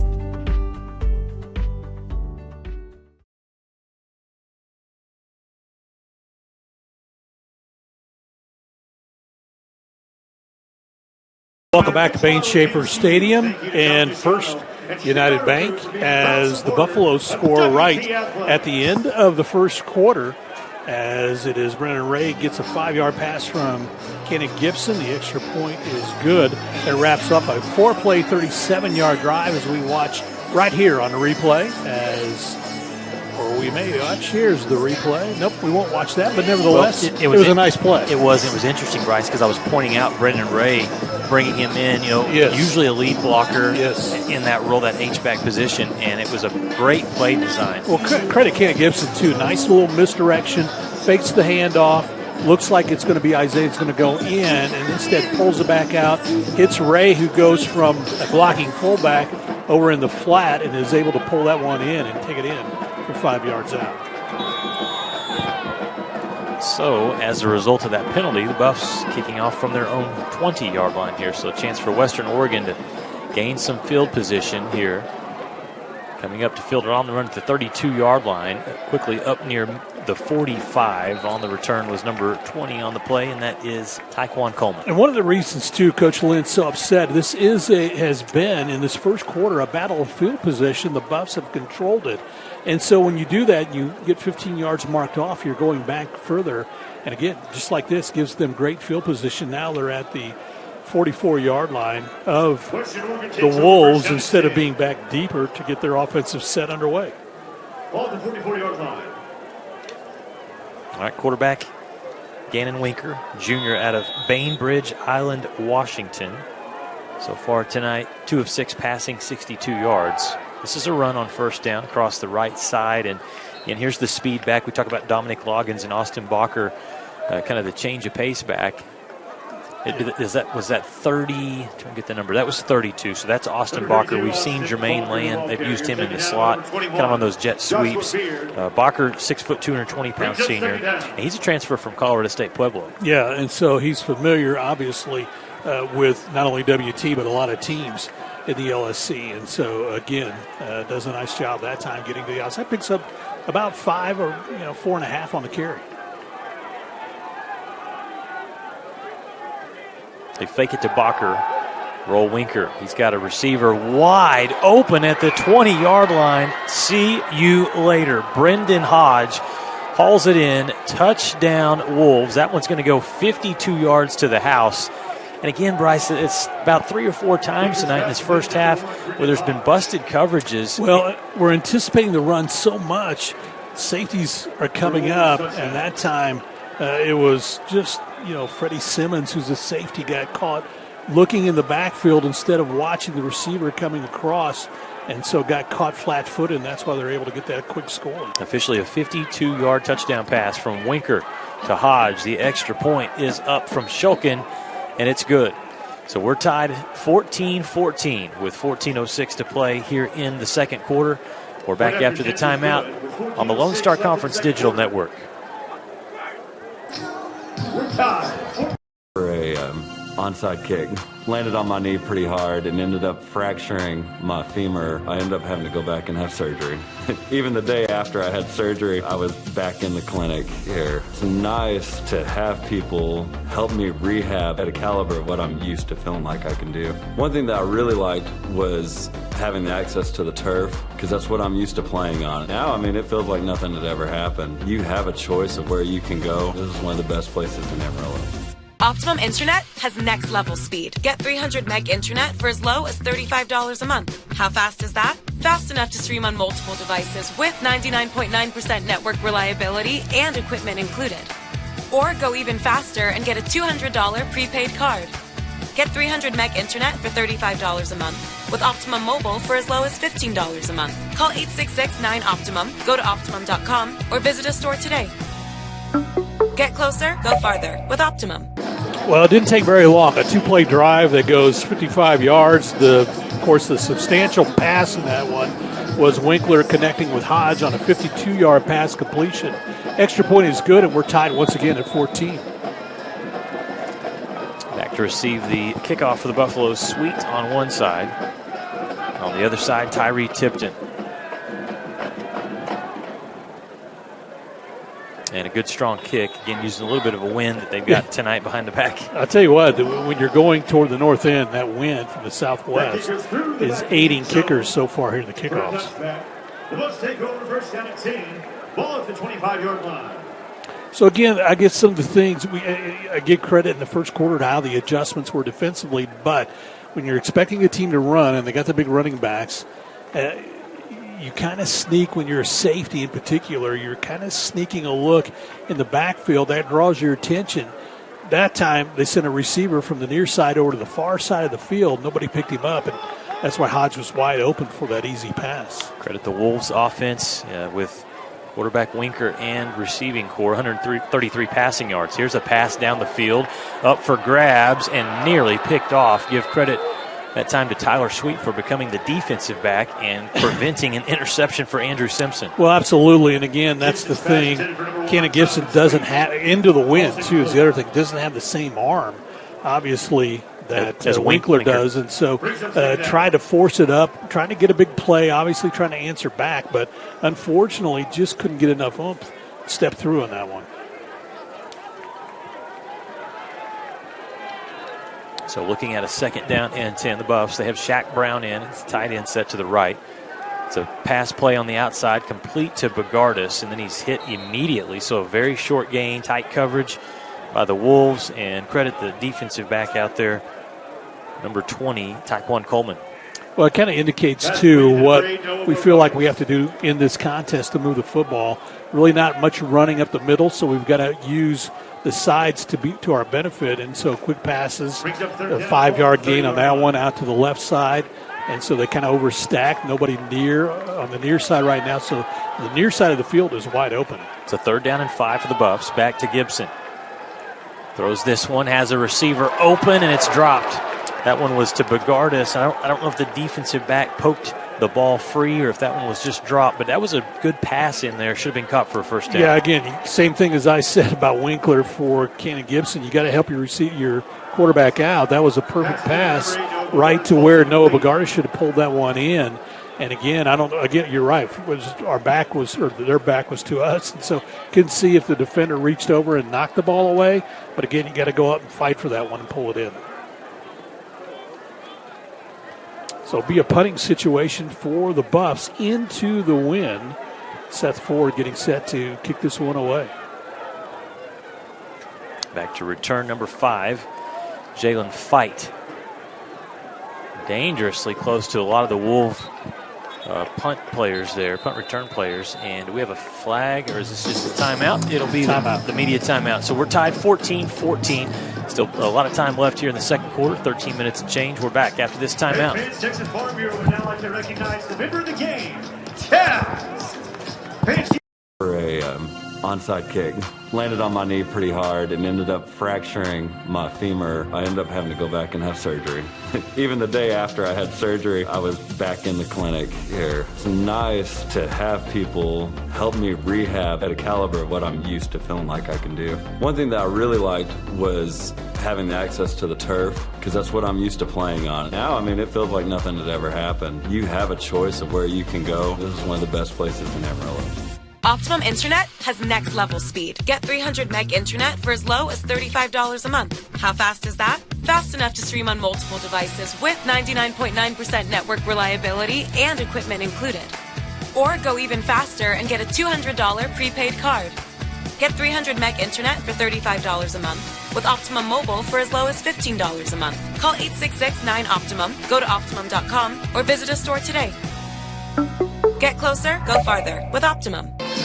Tied at 14 here at First United Bank Field, Bain-Schaeffer Stadium. And when you look at the game comparison, 136 total yards so far for Western Oregon, 124 for the Buffs. As Luke kind of alluded to, though, 114 of that is passing yards for Western Oregon, only 49 for the Buffs. The Buffs have had a better rushing night, kind of uncharacteristic. But again, credit our quarterback, who has a good chunk of the running yards here so far tonight. Well, and the important thing for Western Oregon, it's still early, but they have not turned the ball over yet, and that's been an issue for them in this 1-3 start, as they've turned it over either through interceptions or fumbles. Here's a handoff, running over the right side, running hard for a nice gain. Running back number 32, Bacher. Yeah, Bacher 30, excuse me, that was Loggins. Loggins does a nice job, gets to the right side that time, and JT Cavender comes up and makes the stop, and really, he was the only one there. If he doesn't, then it's open green grass to run to the end zone. Loggins has 8 carries. Bacher has 4.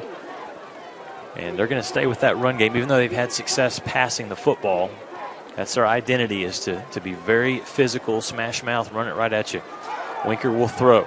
This time caught, trying to set up a screen and just squeezing through traffic. Wow. A big hit at the end from Staszewski, but it's not going to matter because that's a big play to Jalen Fight. It looked like it had Jalen wrapped up, but again, nice elusive moves, takes it back to the middle, and then cuts. And good thing Stu came up and was able to make the stop because, again, good elusive speed for the receiver that time. Fight, the redshirt freshman out of Vancouver, Washington. A lot of players on this team from the state of Washington. Monmouth, Oregon, the home of the Wolves, formerly of the GNAC Conference and now in the Lone Star Conference. Handoff over the left side. Look at that pile get pushed and pushed. And now a little extra push at the end as Keating Hinckley puts his 350 pounds into that pile. Well, again, that big offensive line got behind the running back that time, was able just to, as we've seen in the NFL quite a bit here this season, that behind push. With Jalen Hurts and the Eagles. Yeah, they get behind the running back, and then the offense, you can't pull, but you can push. And that's kind of what they're doing here in this particular case. Big 7-yard, 7-yard gain on that run. Yeah, Loggins is starting to get some chunk yardage on this drive. Winker out of the gun. They stay on the ground again, and a tough run again. The extra effort, maybe 1 yard short. Yep, close to the first down, and yeah, be just a yard short. But again, the offensive line is kind of beginning to win that battle in the middle.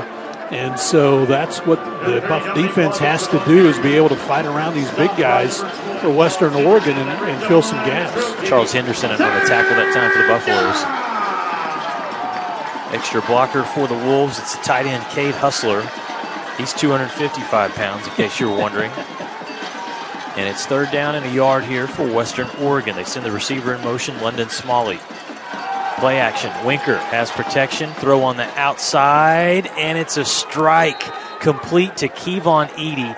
Bryce, that is an incredibly difficult throw. Yeah, it's from the near hash all the way across the field, the far side.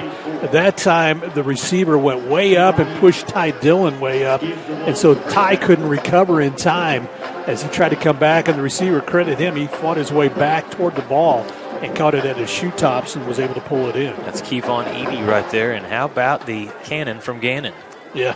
Winker. It really was a nice throw. Again, not a big gain. I mean, it's enough for the first down, but you're throwing it 30 yards, 35 yards across the field. Handoff over the left side.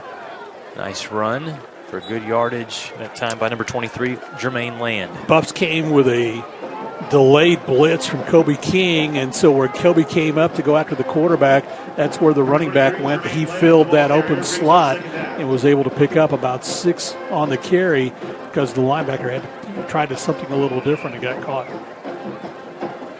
So a nice drive working right here for Western Oregon. The other thing the Wolves like is they're running the clock. Yeah. Already about 4 minutes. Yeah. This is a nice, timely drive. Winker has Jermaine Land back there with him. Play action. They roll the quarterback to the right. Now he's in trouble. Kobe King giving pursuit, and the pass is incomplete. I was going to wait to see if the side judge took his hat off because the receiver went out of bounds. And so he did take his hat off because he came back in. His first one to touch it. I'd like to see the replay on this one if we have it. Half the distance and an automatic first down. Wow, I mean, the receiver was way out of the pocket, was rolling, looked like a running play, threw it at the last minute. And so that's when King kind of made the connection there. That's an interesting call on that one. He comes over the sideline. He's getting some instruction from the coaching staff, but I don't know. That's kind of hard to pull up. Yeah, at the last second, my eyes went to the football to see if it was going to be caught or not. But yeah, if the receiver did catch it, he was out of bounds. And so yeah, it was. So now it's a 1st and 10, and the football's at the 11-yard line. 9 minutes, 6 seconds to play before halftime. New quarterback. Handoff over the right side, and it's a run to number 30, Dominic Loggins. You're exactly right, Bryce. It is a new quarterback in, and it's number 3. Backup quarterback listed was Jordan McCarty, 15. This is Kanoa Jones. Yeah, and the backup quarterback, Jordan McCarty, he, along with Gannon and Winker, were taking all the snaps in practice. So we really didn't see Kanoa Jones. Kanoa was is interesting that they brought him out to run the offense right now.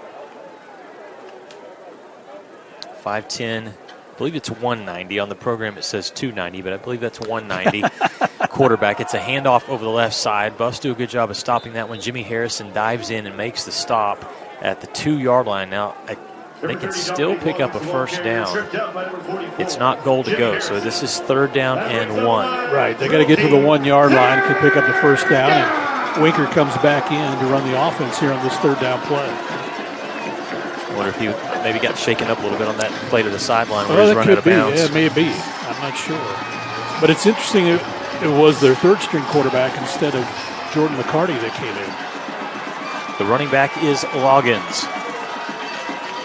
A tight end to the right. Loggins is going to run to the left. He tries to stretch the ball across. He doesn't make it. But he's got the first down. Yeah, he's got the first down, so they'll mark it. He'll be short of the end zone, but should be there enough for the first down as they look over at the sideline.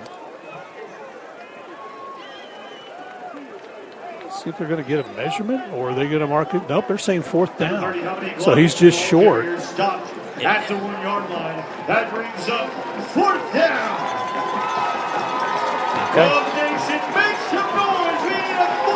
So according to the far sideline marker, they're about a foot short. And Bryce on first down. I'm surprised they didn't ask for a measurement. Buff fans making noise. 2 lead blockers. They just push the pile forward, and Winker. Now the ball came free. Did it come free? No signal yet. There's a signal. It is a touchdown. Winker gets across and scores with, it seemed like about 12 offensive players well, again, back there blocking. You got 1,600 pounds on that offensive line, plus the tight end, number 11 that you talked about, 250, plus pushing 44. for behind. Yeah, plus 40. J.J. Tofeono, who they brought in there, 250. So somebody. You know, it's like, Bryce, when you go to the airport and you check your luggage and they put it up on that thing and it's skill. Yeah. They're weighing it. With Western Oregon, I mean, they're got a lot of bodies in there. Taking the scale. They are doing a great job. This extra point. Barely made it. It was just inside the left upright. Clipped the upright and it was able to go through. So it's Western Oregon retaking the lead. They've got the momentum right now. Buffs are going to have to get this offense going. 6:56 before halftime. It's 21-14. Wolves with the lead. One-stop shop for Buick and GMC. Conveniently located. West is the comprehensive fundraising campaign designed to fuel WT 125 from the Panhandle to the world. We will strengthen WT's impact for the Panhandle region and beyond through a historic, comprehensive campaign, raising $125 million by 2025. The campaign's 3 priorities: people, programs, and places. Now is the time to make a difference for current and future generations. One West.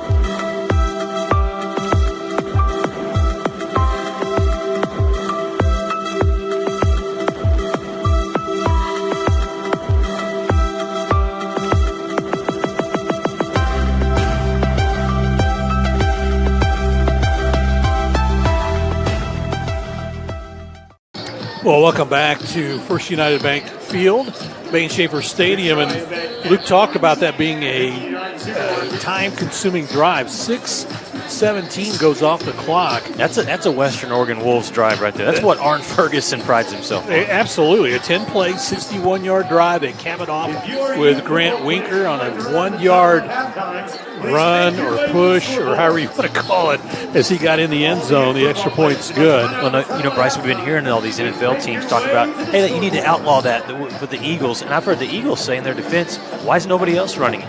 Right. Western Oregon just did. No, absolutely. And I totally agree with that. And they talk about player safety. I don't even think that's really, you're protecting really a player more than you are. The odds of getting hurt, I think, are less on a play like that. Yeah. And so, nevertheless, a 21-14 lead for Western Oregon.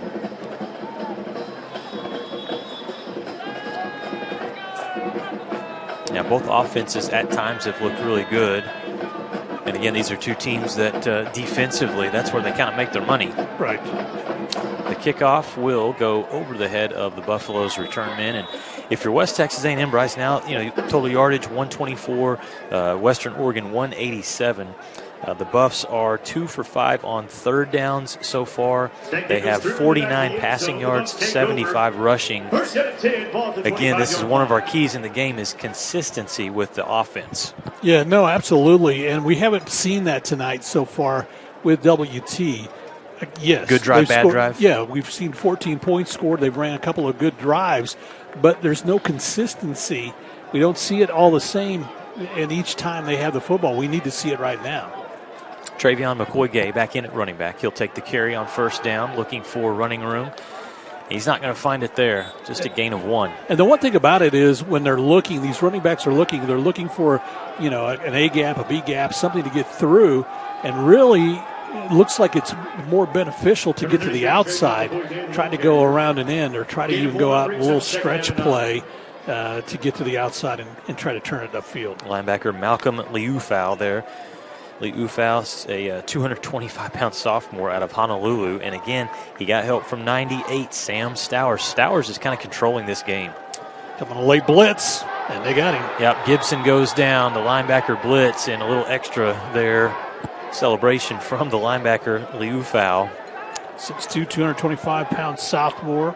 And again, the other thing is he runs on the inside between Rocky Mateo and Nagalusi. Lucy, of course, 6'7", 320-pound defensive end who is one of those that's selected for the first team LSC.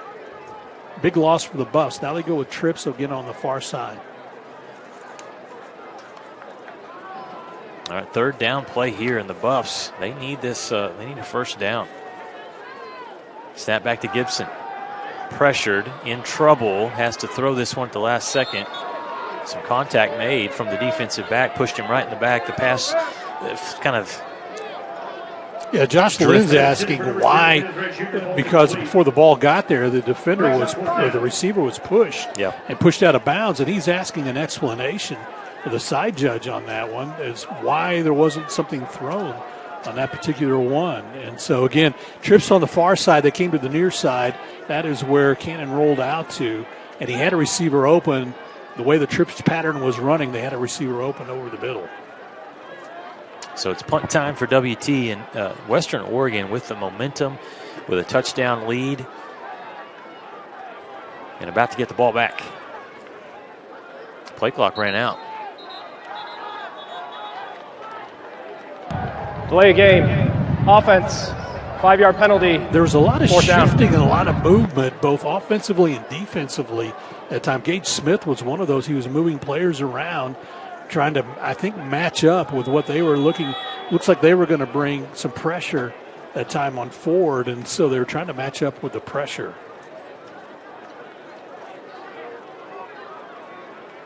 Got to talk to Gage earlier this week. He's one of those players you always like to cheer for. Great kid. The punt from Ford. Huge. It is. High in the air, no chance on the return, so you like that. And let's see where the official's going to mark it out. Oh, my land. Oh, my land.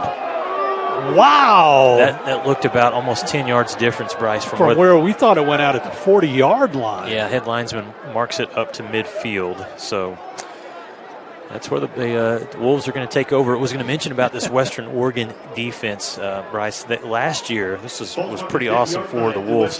They had two seniors graduate that were both All-Americans, Jalen Parnell and Joey Sinclair, linebacker Parnell and a safety, Joey Sinclair, both first-team All-Americans. First time in program history they had two defensive players do that. So yeah, again, they've got a good defense that are continuing on this year. And as you talked about, that's kind of how they're building around their play this year. First down play, fake it to Bacher. Receiver catches it wide open at the 45-yard line. That is complete. Buffs do a good job stopping the receiver, but it's a good gain. Yeah. Got 8 yards, about 7 yards on the completion. Isaiah Rickard, the receiver, to make the catch. The one thing that Gannon Winker's done is been able to settle into a rhythm. We talked about that in the pregame. Yeah. Can he settle into a rhythm and kind of get some momentum going? And with really 135 yards through the air, he seems to be settling into a rhythm here tonight. Second down and short, and he's found a lot of different targets. That was the first catch of the night for Rickard. Bacher takes the handoff. Buffs squeeze in there. Josh Baird from the outside linebacker spot comes in, stops the running back short. But the problem for the WT defense, Bryce, is that the Wolves have been in this situation right here, third down and a yard or two. That's a lot. Yeah. And they're able to convert third down plays. And the nice thing about a play like this is it gives you options. You can run it. That's the safe play. And you can, with that big offensive line, you can push forward and you're going to get the yard. But it also allows Winker to have an opportunity to throw if he wants to. He's got two receivers to his left. The running back is Austin Bacher. Bacher takes the carry, and he's not going to get it. The Buffs defensive line does a great job. They stop the running back short. One of the first players through was Goo. And Goo gummed it up. I mean, he really did. And so that was actually a yard loss. So that brings up a fourth down and 2. You watch, boom, right there. And Kobe pull King back. as well. Kobe King is there taking on the tight end, that 250-pound tight end. All right, you like this call on 4th and 2? I do, because I think, you love the offensive line. And again, even though they didn't make it that time, I'd still do it again. Dominic Loggins back in at running back. Winker throws, and it's juggled and caught. JT Cavender was in coverage. There's a penalty marker back at the 50-yard line. That's got to be a holding penalty just from the push the Buffs had. Unless they catch the Buffs defensively on a roughing the passer. But what a catch from Kevon Edey as JT tried to knock it down. Yeah, and Edey luckily he was. There is no foul on the play. The defensive player was blocked into the tackle. Result of the play is a first down. So it was going to be a personal foul, but the officials came together and said that Buff's defensive player was blocked into the quarterback. So Edey gets that ball, hits him in the hands. He's falling down. J.T. Cavender obstructs the view, and the ball is right up in the air. And as he hits the ground, it lands on his chest, and he's able to pull it in for a reception. Huge fourth down conversion there for Western Oregon. They bring back in a lead blocker, number 44, Tofe Ono, and move him in motion. The running back is Loggins. Fake it to the running back down the sideline, and some pushing and shoving going on there with J.T. Cavender. Yeah, and that's what coverage. Josh Lynn is saying, hey, the receiver pushed away on my defender there, and he's asking why is there no penalty, and for good reason, because there was separation from the tight end. Again, that's a 250-pound tight end, but he extends the arm out, and that is should have been an offensive penalty. How about the corner coverage there? Break down the corner coverage of J.T. Cavender, Bryce. Yeah, staying with it. Again, the linebacker picks up the tight end that time, stays with him step for step, and did a nice job defensively. All right, second down and 10. Loggins, the running play to the left. Great job by the Buffs.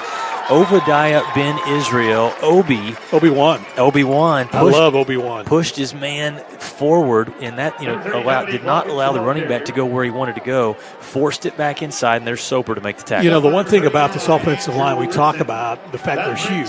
One, great line to run behind, but at the same time, they're big guys, and they can get a little winded it from time to time, and so feels like the Buff defense right now is putting a little extra pressure on that offensive line.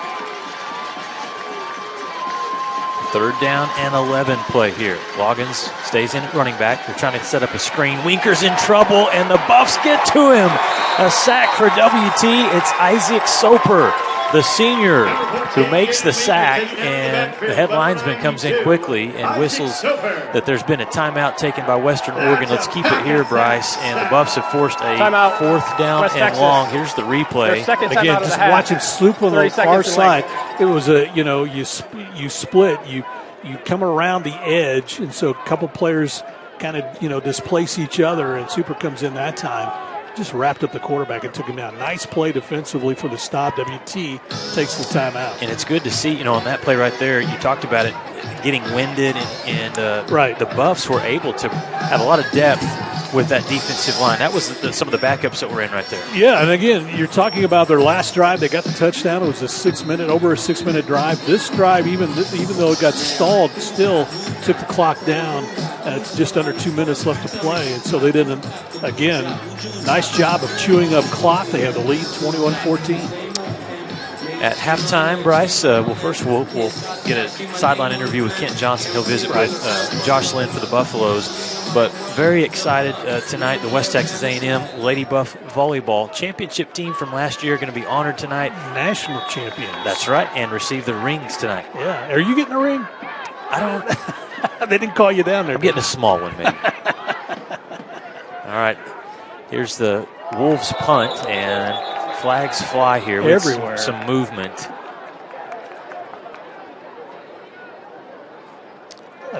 Ball start.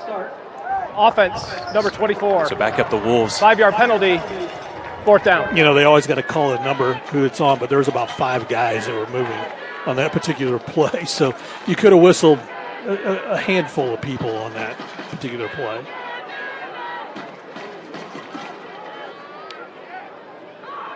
So they back them up 5 yards, and they'll retry again.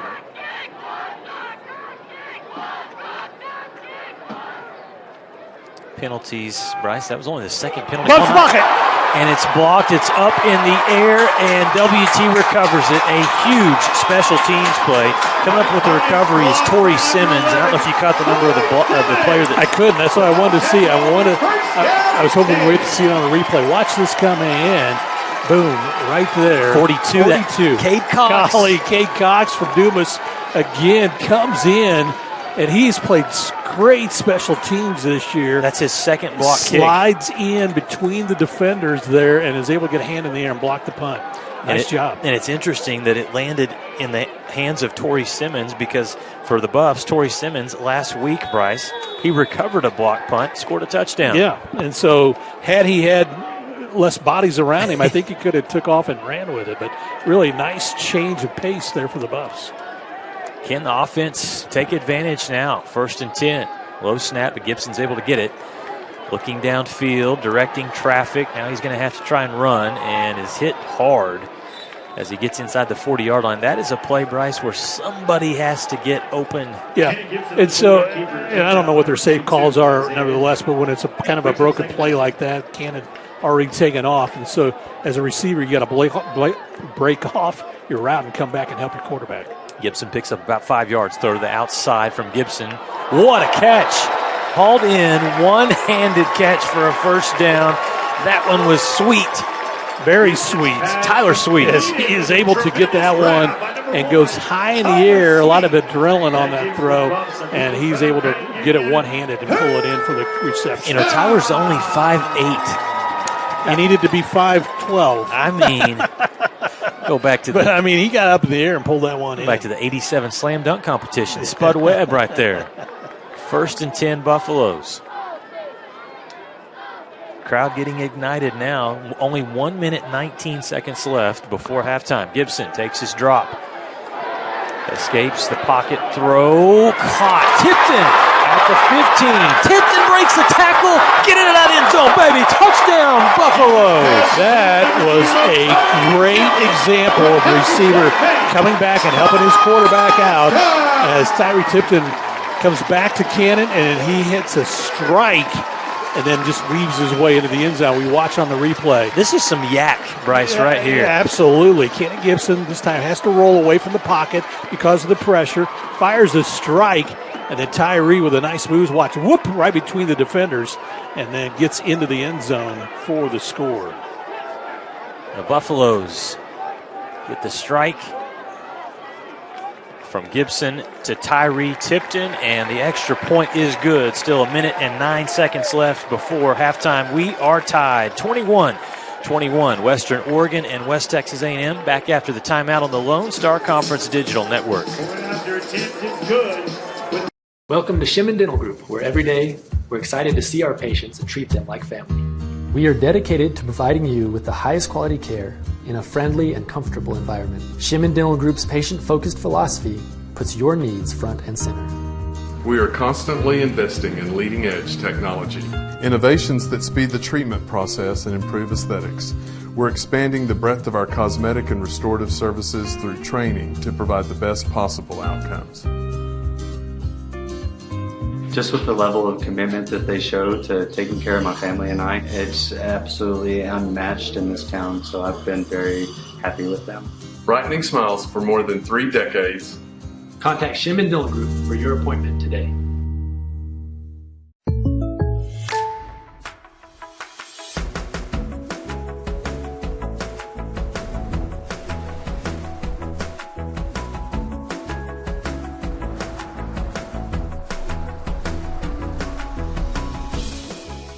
The State Farm Personal Price Plan helps you create an affordable...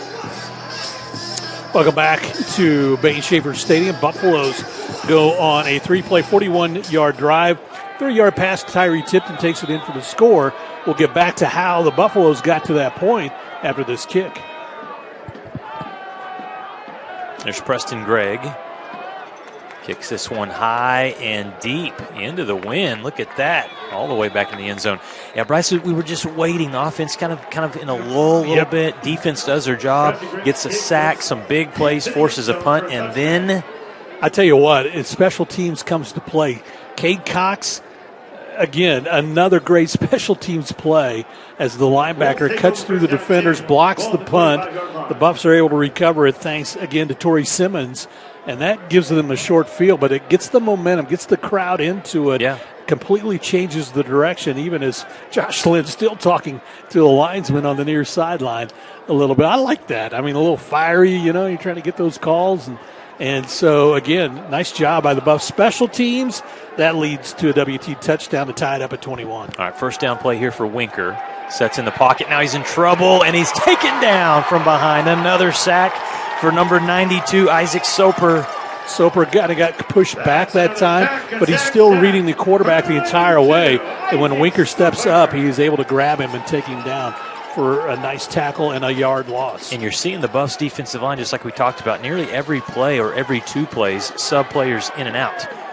On second down, running play, this one opens up for Loggins, and he steps out of bounds. Let's see where he's at, close to a first down. I think he got it. Okay. Yeah, the change, yeah. Good push that time from that left side of that offensive line with McKee, Fernando Salazar, the center, Castaneda, the left tackle. Well, I'll go back to what you said, too, rotating in those defensive linemen. You want to keep them fresh. Again, they're going up against this big size for Western Oregon, and so give them a play off and let them catch their breath. Andrew Lauritsen in right now at nose tackle. So far the linebackers are. Yeah. Here's the first down play. Shifty running from Loggins.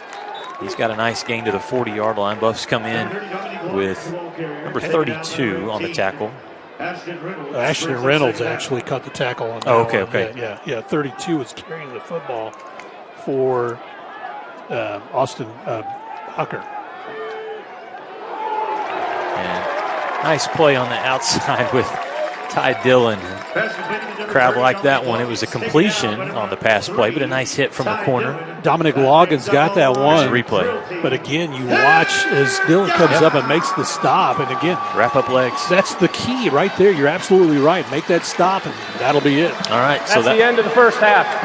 That one will take us to halftime, and we'll get Kent Johnson set down on the sidelines to talk with Josh Lynn, as it's been a very entertaining first half. It has indeed, and again, that last drive of the Buffs, they still trail offensively, 210 to 159. And so the thing is, the Buffs offense kind of got in sync after that block punt. And so a nice drive for the Buffaloes to tie this one up at 21-21. Head coach Josh Lynn making his way over to Kent Johnson and should be a little happier. Well, the Buffs are going to get the football to start the second half as well. All right, so let's head down to the sideline. Kent Johnson is standing by. Here's head coach Josh Lynn. Kent? Yeah, we're down here with head coach Josh Lynn and a game of big plays by both teams. Sure. I mean, we hadn't helped ourselves either. We had some stupid penalties. Defense, we got to get them. We had some guys slip in the secondary, which led to big plays. I think we're doing an overall pretty good job on the run. However, we got to stop the big plays. Offensively, what are you looking for? Well, I mean, we're going to have to throw the ball a little bit. They're going to load the box and stop the run. I think Cannon did a good job there late of getting a drive for us. We're going to have to throw the ball a little bit. We'll let you get up there to the locker room. Head coach Josh Lynn, we're right where we started, guys, tied up at the half. Back to you. All right, thanks very much, Kent. Again, 21-21 here at the half. We'll take a timeout. We'll be back right after this. Or are we going to stay as the volleyball team? Yeah.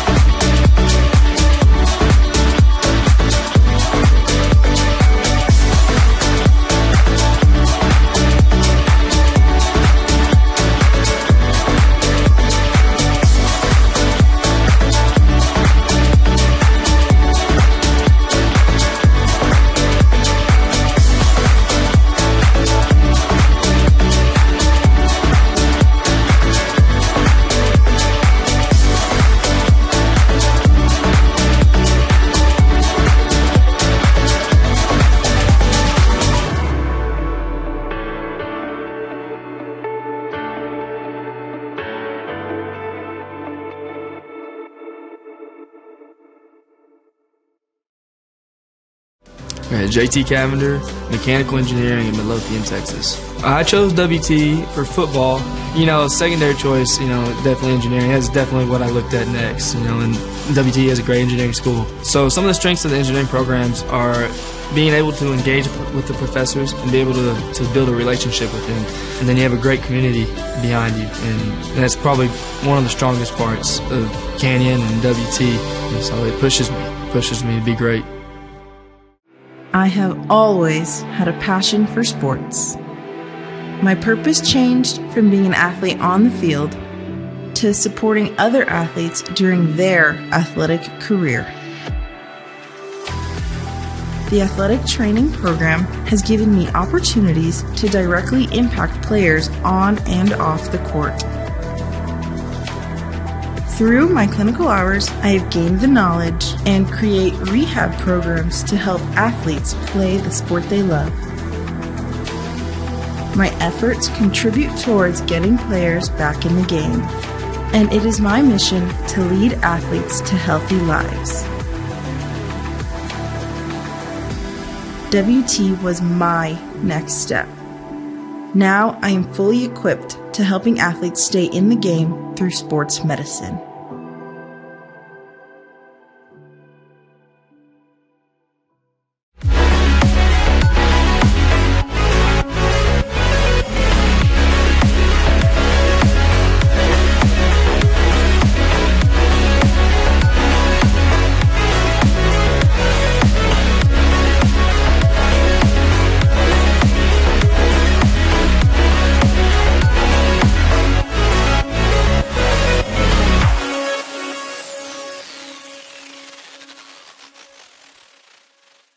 My name is Jason Harris. I'm from Austin, Texas, and I'm a senior majoring in computer information systems with a minor in marketing. I know I always had to pursue a career in computers because that's where the world's going. I'm good at it. Why not? But I also have a passion for creating content with my camera. I love photography, videography, and eventually I want to start my own marketing firm. I also want to keep growing, gaining more knowledge, so that way I can actually pursue the career that I want. As far as my favorite professors here, I learned more about business, management, and all aspects of that from him than I've learned from anybody else. Best class I've ever taken in my life. He just gives me a perspective on the world that I never had before. And it made me realize that there's a lot more out there that I can do, and more out there that I still need to do and experience to become the person I want to be. WT special because I came as an engineer. I discovered my love for photography, and I was able to branch out into my love for business. And it all let me do that without any pressure or any criticism. And without that, I wouldn't be who I am right now. I'm learning the skills I need to be successful, right here, right now. I'm ready to conquer anything that comes my way, from job interviews to working with a team and selling my art. I'm ready to take charge.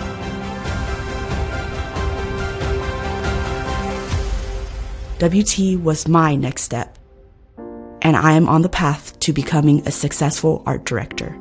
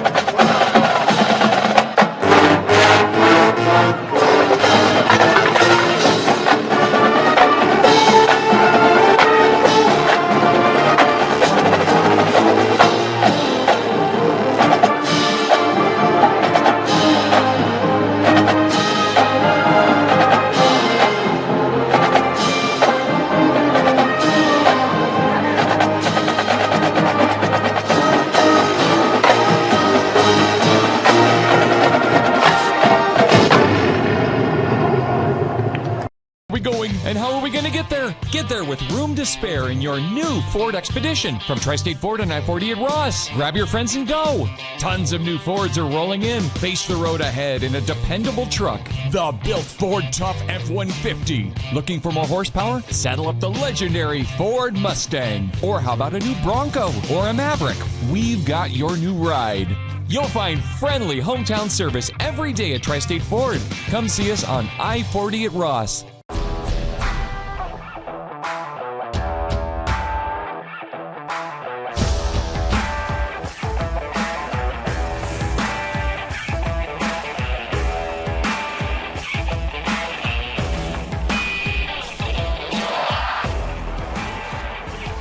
The best tailgates start with the best beef, and the best beef starts with Market Street. Market Street, where we do beef the best. Welcome back to Bain-Schaeffer Stadium, First United Bank Field. We're tied with Western Oregon, 21-21, the Buffaloes and the Wolves. And as we look at the stats, Kent Johnson here in this first half, the thing that kind of we didn't anticipate was Western Oregon having more of a passing proficiency in this one, and the Buffs having a running game more proficient in this one. Well, the Buffs wanted to establish a run, which they've got, but the job that Winker has done for Western Oregon, controlling it, he's gone vertical. Granted, they had a defensive breakdown in the Buffs secondary that led to a big play by Edey that resulted in a score. Right. But both quarterbacks, 8 of 13. Winker's thrown for 150, and Cannon Gibson's gone for 86. Right. You know, last week, Cannon Gibson was 23 of 26, but his per completion average was 5 yards. Yeah. So he's throwing a little more vertical today. The thing about it, too, if I would have coming into this game, if I would have told you Cannon Gibson was averaging 12 yards per carry, that would have been the norm, but so far tonight he's been able to do that in the first half. Well, he likes to run the ball. Right. He comes from a high school program where he ran the ball. I'm not the coach. Sometimes I think he prefers to run than to possibly pass, but he's a tough kid, and he's made good decisions. And again, we've seen that kind of the flow for the offense for the Buffs. We want them to be consistent. They've kind of ebbed and flowed tonight in this first half. Hopefully we'll find that. In fact, Josh Lynn said that. We've got to be a little more, the short passes, we've got to kind of get some things going offensively. Well, I think also they've got to be more disciplined. There's been some huge penalties, both sides of the ball for the Buffs that have helped Western Oregon. Time of possession favors Western Oregon, almost 20 minutes, 19:38 in that first half. The Buffs had it for 10:22. The Buffs will get the football to start the second half, and we'll see how they come out and adjust here in the second half. Well, I tell you what, they should have some momentum after that last minute and a half of the first half. Cade Cox comes in with the block on the punt, and again, the Buffalo's able to take that, turn it in less than a minute. Obviously, 3 plays, and they get in the end zone to tie it up at 21-21. By the way, Jimmy Harrison, our X-Bar player of the game, X-Factor player of the game, 10 tackles in that first half, and his motor is on high right now. It is. I like to watch the Buffs linebacking unit as a whole. When you got Jimmy Harrison, J.T. Cavender, and Kobe King, they get after it. Now, you don't want your linebackers making a ton of tackles because that usually means that the ball's going downfield, but Jimmy Harrison's been chasing people down in the backfield. Yeah, he really has. And again, the linebackers, because of the big line that Western Oregon, huge line Western Oregon has, the guys up front are having to kind of get in the way more than anything else to allow the linebackers to kind of weave around and get in there. And J.T. Cavender's next with 5 tackles. And so, again, those guys have been able to make their presence felt. Defense has played well with the exception of a couple plays, big plays, but big plays can kill you. Absolutely can. 21-21, our score here at the half. We'll see what the second half holds in store. We'll be back right after this on the Lone Star Conference Digital Network.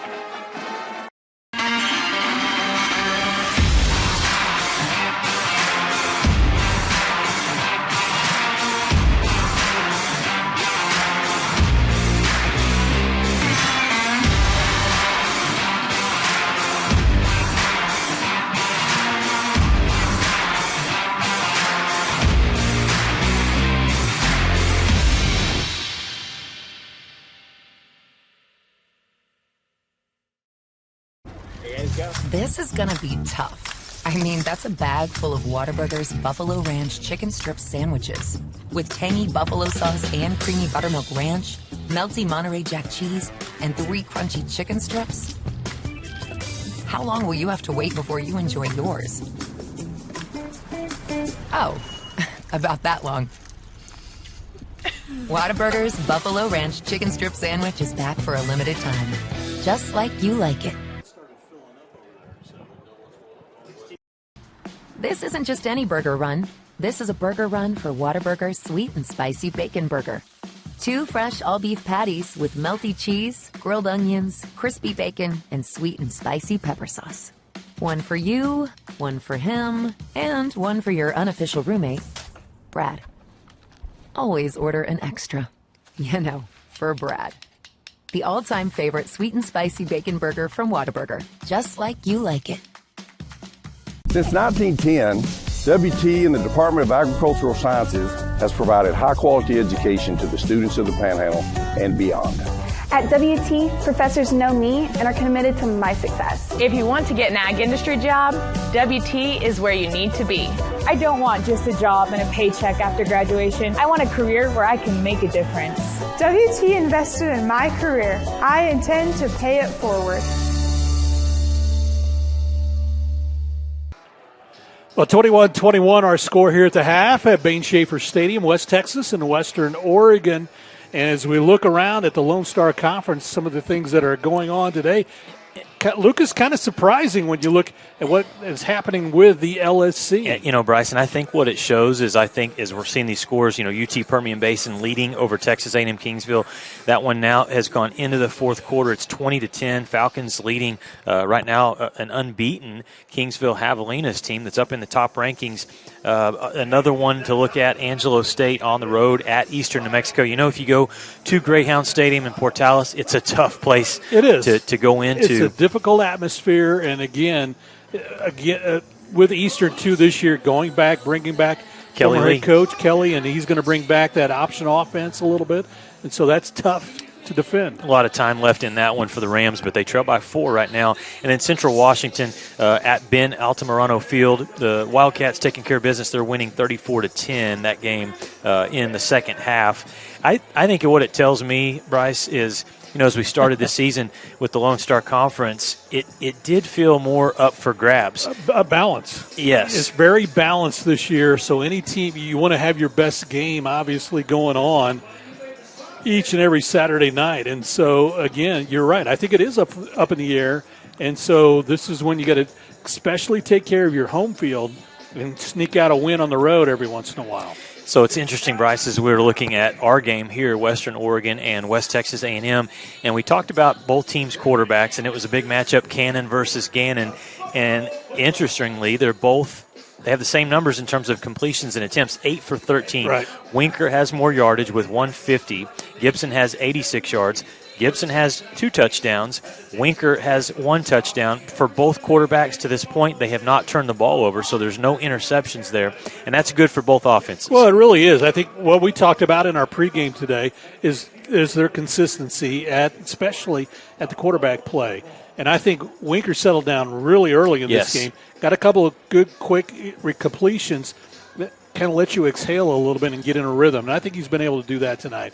And as for Cannon Gibson, once they start rolling him out away from being in the pocket, he rolls out and can survey away from the big offensive or big defensive line they have as well.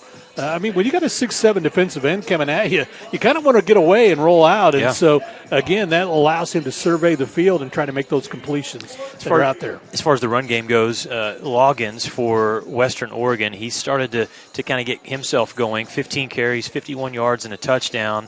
On the other side for WT, the running backs, they've been held in check. This is a couple of games in a row where, and maybe it's, some of the plays, Smallwood only has 3 carries. McCoy Gay only has 2, and so the Buffs kind of reading what the defense is showing them. And you heard Josh Lynn talk about it. They are stacking the box. Well, primarily, again, 4 linebackers, 4 men up front, all big, too. And so, again, with 8 guys in the box, there's not a lot of movement to go up the middle. And so that's when you roll out, and that's why Kenny Gibson's the leading ground gainer for the Buffaloes tonight, as he got 69 yards in that, 61 yards in the ground. in that first half. And so, again, it's getting to the outside because they do have 8 in the box, and so there's not that many defenders on the perimeter. As far as the receivers for Western Oregon, the leading receiver at halftime is Edey. Kevon Edey's made some good grabs, 3 catches, 70 yards. He's been targeted 4 times. Hodge has 2 catches, 61 yards, and a touchdown where he was wide open. For the Buffaloes, Tyree Tipton gets a really nice touchdown, 3 catches, 59 yards, and that 30-yard touchdown. Tyler Sweet had a great grab as well. And it was only 7-yard catch, but it was incredible. Well, and again, it kept the drive alive when they scored to tie things up. And so he catches it out on the far side of the field, one-handed, goes skies in the air, pulls it in for that 7-yard reception. That set up the Sweet pass for us to get into the end zone, and the nice move by Tyree Tipton to kind of find his way through the defenders and get that 30-yard touchdown reception. And so, again, hopefully that momentum kind of continues for the Buffaloes here as we get set to start this second half. Defensively, Jimmy Harrison leading the way with those 10 tackles, 1.5 for loss. And then Isaac Soper, 2 big sacks. And that's when the Buffs started to be able to get pressure on Winker, not just let him sit back there and survey the field, they had more success. Well, my question there, too, was the offensive line getting a little winded? Were they getting a little tired? They're big guys.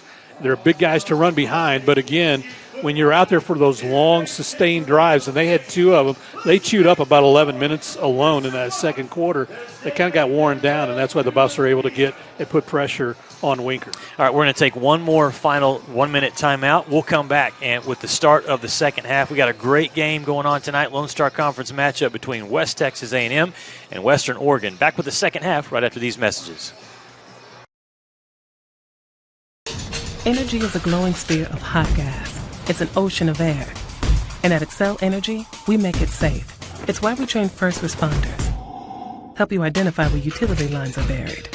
Sir, do not dig there. And it's why we study the flight paths of majestic golden eagles before we build a wind farm. Safer energy, people. It's all part of a carbon-free 2050. You, us, together.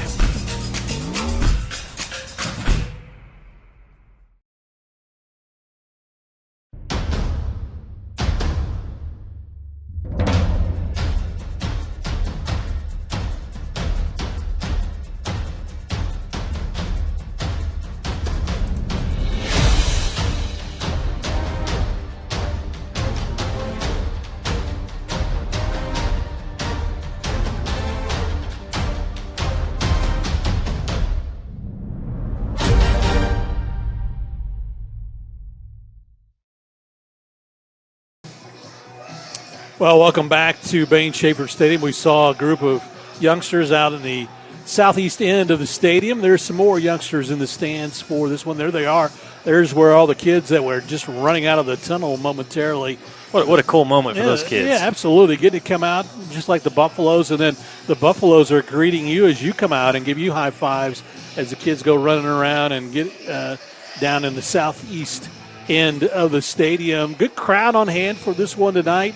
And, again, just a fun atmosphere at Bain-Schaeffer Stadium as the Buffs and Western Oregon are tied at 21. All right, Bryce, it's Educator Night tonight. We talked about that with the honorary captains being teachers who were honored before the game. And, again, a lot of teachers in the stadium tonight. So let's be the teacher here. Let's give a grade on our keys to the game. Consistency for the Buffs offense, defense facing the strong run game, and then get the Wolf off the back. That one's still to be determined. Yeah, that still is to be determined, but consistency for the offense, I think a B right now. Okay. We've seen flashes, but we've also seen him kind of bogged down. And so we like to see that consistency pick up a little more here in this second half. That's one of the things. Defenses have been great. I think for both teams tonight. I think they've lived up to the billing, and so they've done what they need to do.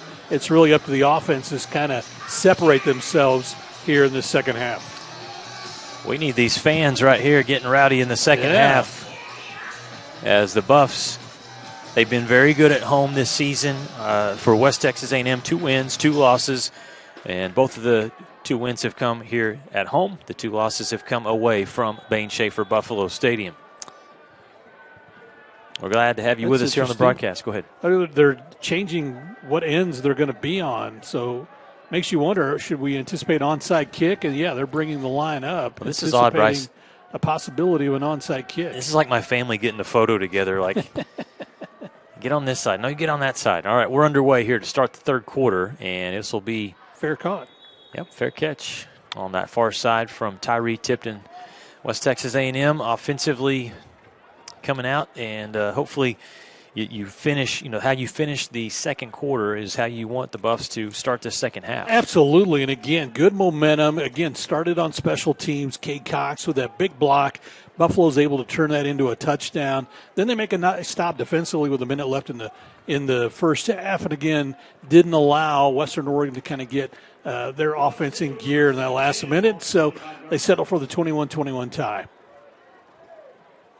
Travion McCoy-Gay, the running back, set to the left on first down. This will be a pass play on the outside. It's a great catch by Simmons, but he has to go down low to haul it in, so it's going to be a very short gain up to the 29-yard line.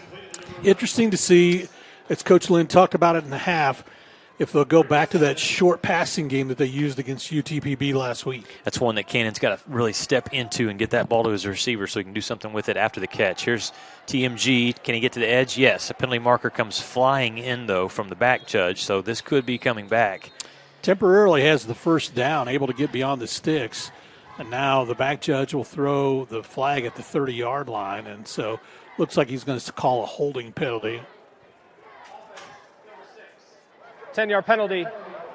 It's second down.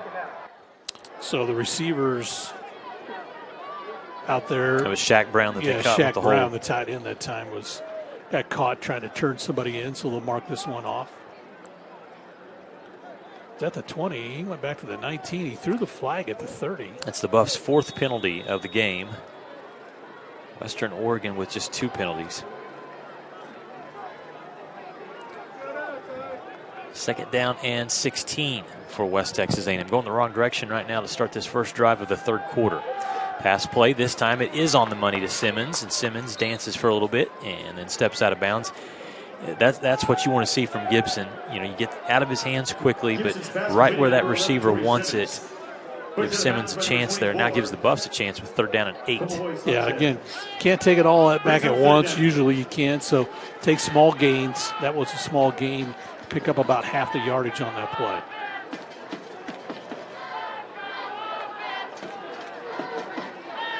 Western Oregon showing blitz pressure here. They got the linebackers walked up. Watch out for Malcolm Lee Ufa.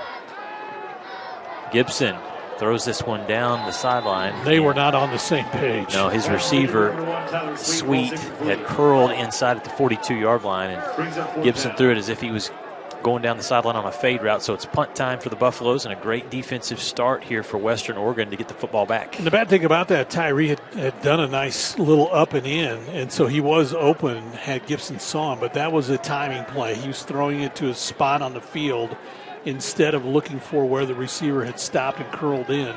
And so, again, that's why the incomplete pass. All right, Jalen Fight back to return the punt. Football on the 27-yard line here for the Buffaloes. Whoa! Snap goes way over the head of the punter, Ford. And for Ford, he needs to get on that ball and take the safety dangerously. It could have been a touchdown for Western Oregon. So that's 2 bad snaps back-to-back to Seth Ford in the punt game. The one before was low. He bobbled it, picked it up, and still got it away. But that one, that time, really just sails over his head. And so that's where you have a long snapper trying to correct. He knew the last one was short, so I got to get a little more height on it. And so, and again, just trying to, get the right play in there as Alex Taylor that time, just a little bit too much over. All right, we'll take a 30-second timeout, come back. Buffs trail by 2 now, 23-21.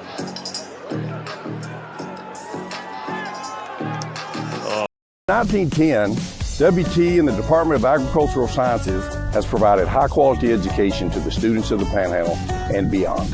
At WT, professors know me and are committed to my success. If you want to get an ag industry job, WT is where you need to be. I don't want just a job and a paycheck after graduation. I want a career where I can make a difference. WT invested in my career. I intend to pay it forward. Well, a high snap over Seth Ford's head, sails into the end zone. The Buffs recover, but gives 2 points to Western Oregon. They now lead 23 to 21, 13:52 left to play here in the third quarter, and that's a free kick now for the Buffaloes. And so they, instead of punting it, will bring out Preston Gregg to kick this one away. Again, with the wind at his back, got a big leg. He's already kicked one from the 20, which we saw earlier because of a penalty in the first half.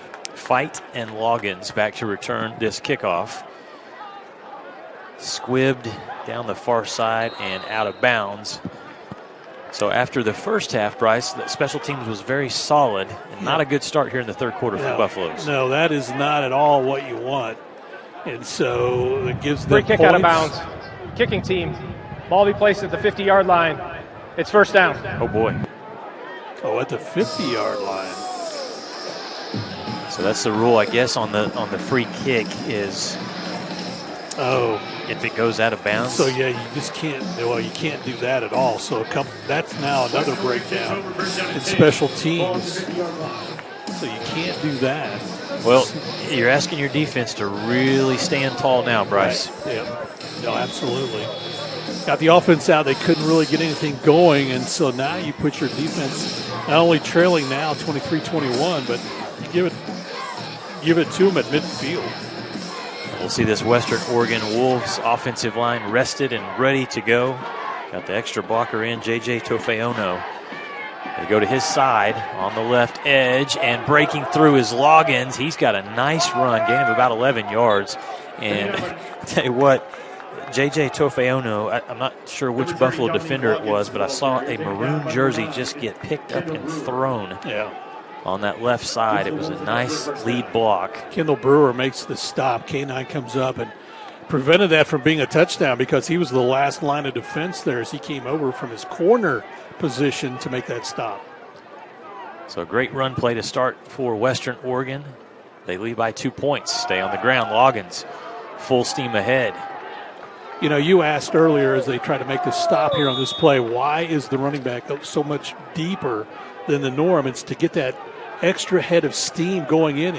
They just crash behind their offensive line and just crash into who's ever there, trying to knock them back. That was a 6-yard pickup for Loggins. He comes out a little shaken up. He'll get a breather. As they'll bring in Bacher. But staying in is Tofeono. On second down, they stay on the ground, bouncing it outside, down hard, right at the 30-yard line, about a yard short of the first down marker was Bacher. Taken down by number 20, Charles Henderson. Henderson gets credit for the tackle. Also out there defensively for the Bucks as Stazuski is out there to help make that stop. Third down and short, Buffs. And not really a good sign here early when your secondary is making most of the tackles. Right. They're getting beyond the first tier, the second tier, into the third tier of the defense. Winker, hands off Bacher, tripped up, but falls forward and should have the first down. Buffs were able to get a little bit of a push that time. Jimmy Harrison comes up and just grabs his ankle and trips him up, but man, a nice push from that offensive line. They're keeping everybody out there ready to go. Buffs barely get lined up, trying to get subs in. Harrison squeezes in, and as the first man there, a line judge throws a flag.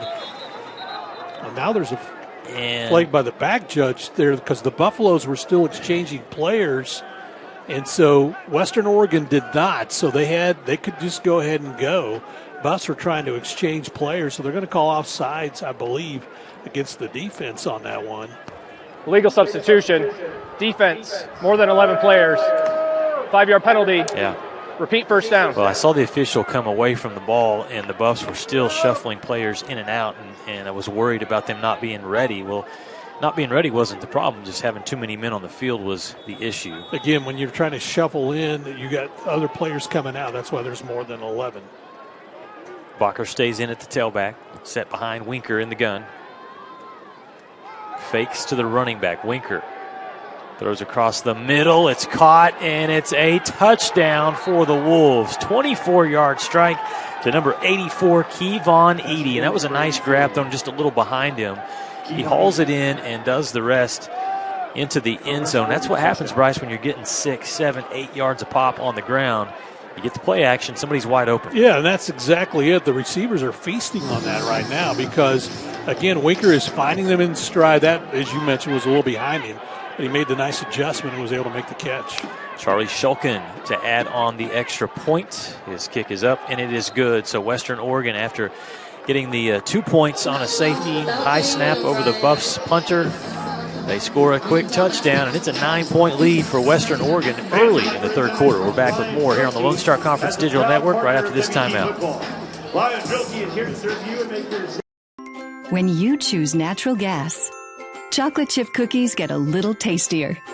Homes get a little cozier. Bank accounts tend to put on some weight. Towels get fluffier. Showers stay hotter for longer.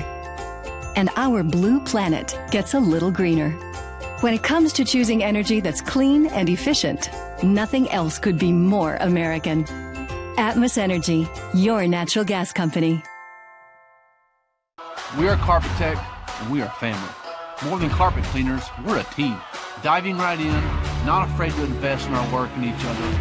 We're killing it day in and day out, never shrinking from a challenge.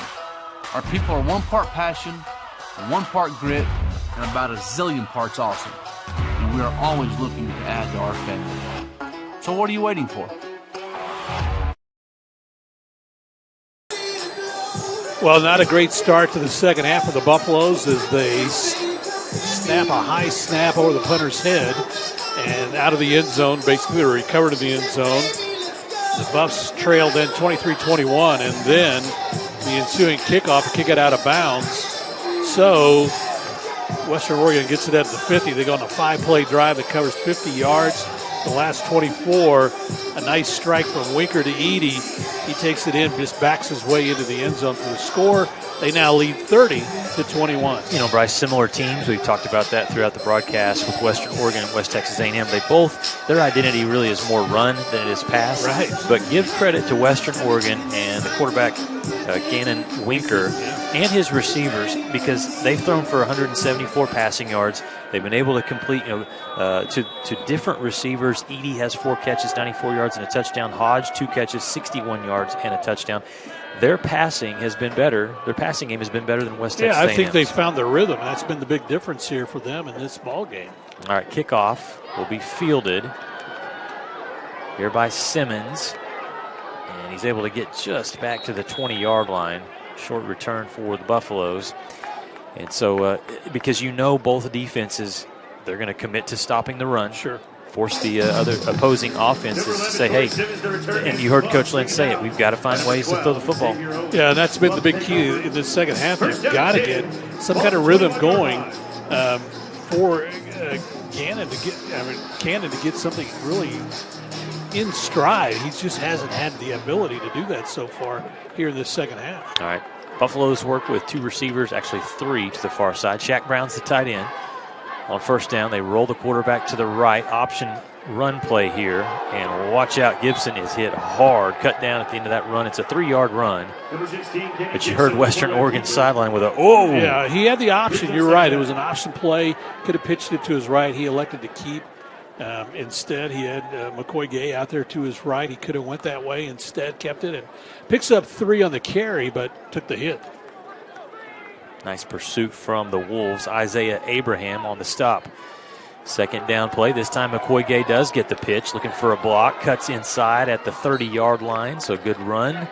This will set up a 3rd down and 1 for the Buffaloes. That time the option worked the way it's designed to, from the standpoint that the quarterback pulls the defender toward him, then options it off to McCoy Gay, and then he's able to look to see which lane does he want to run to. Got it out to the 30. Western Oregon bringing both linebacker on the outside. The safeties walked up here on the other side. So the Buffs are going to change the play. Under 10 seconds on the play clock. Again, 8 guys in the box. Quick throw. Great catch from Shaq Brown. He's going to have enough for the first down. Excellent hands from Shaq. Man. That make you nervous? You got to stick him on the fingers there because it was his fingertips that pulled that one in. And again, Cannon had to release it quickly. Gibson, he saw him, but he had to go so quick. It just was kind of front of Shaq, and he's able to pull it in. Timeout taken by Western Oregon. All right. Timeout. Western Oregon. We'll take the first of the half. We'll take the timeout as well. Western Oregon leading by 9 points. 30-second timeout. Third quarter, 9:37 to play here from Bain-Schaeffer Buffalo Stadium.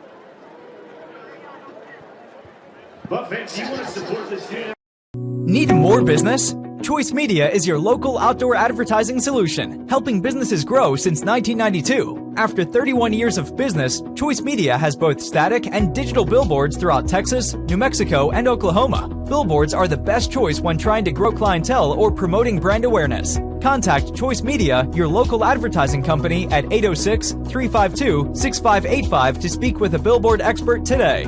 That's 806-352-6585. It's got the looks, the style, the performance. Your new car is everything you always dreamed of, and now it's here. First Financial Bank was happy to help put you behind the wheel with a new car loan at a competitive rate and fast, friendly, local approval. It's service that just comes naturally to us, much like a love of tradition comes naturally to you. First Financial Bank. Here's the run play to the left. This is going to be McCoy Gay. Slung down out of bounds after about a 3-yard pickup there. Trying to get McCoy Gay going, Bryce. We've seen him. We know he's explosive. We know he can get out and get loose, but just hasn't broke free yet. Well, again, you can't go up the middle. We haven't had no success going up the middle, so they've got to get the running backs to the outside, and that's what they did with McCoy that time. Second down and long. Gibson will throw to the outside. Receiver is there. Catch is made. Nope. Oh, they're going to say he's out of bounds. That one intended on that far side for Chris Sims. Pass completed to number 5, Chris Sims. Well, no, it's not. No.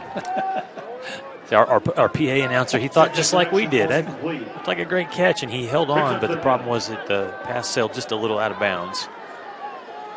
So it is 3rd down and 7. Official comes in, blows whistle, and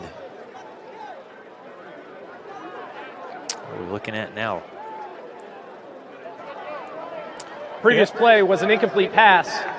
Please reset the game clock to 8 minutes, 51 seconds. Thank you. Okay. So the officials, got together, and again, you do have somebody out there keeping time, and so it was an incomplete pass, and so they reset the clock. Coach Lynn upset about something there. Still questioning the line judge, and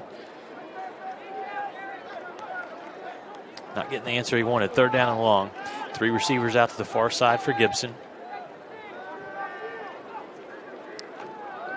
Blitz coming. Gibson tries to get away from it. Well, and it is not. That is a great call there. There was a high snap that time, and Cannon had to go up one-handed and pull it down. It broke out any play they had there, so his only option was to take off and run.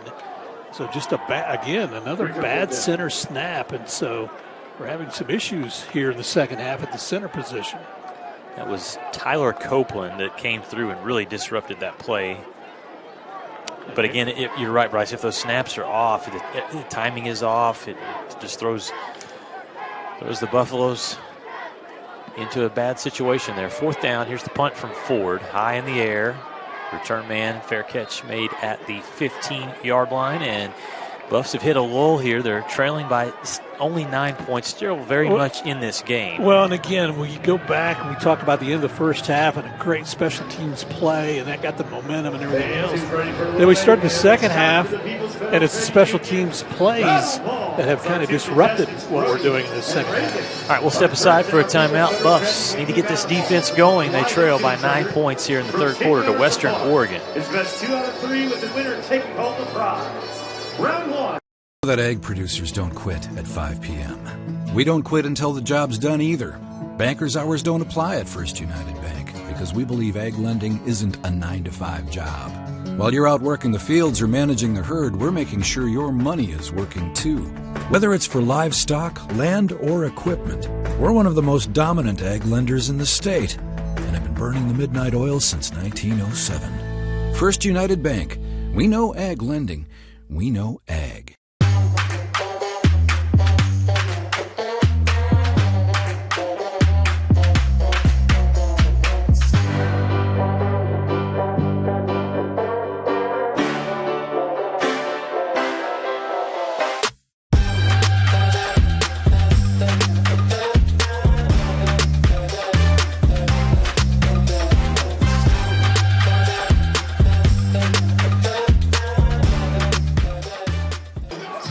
Well, welcome back to First United Bank Field, Bain-Schaeffer Stadium. Buffs trail 30-21, 8:07 left to play, and there's the fans in the stands enjoying all the atmosphere that's taking place here at Bain-Schaeffer.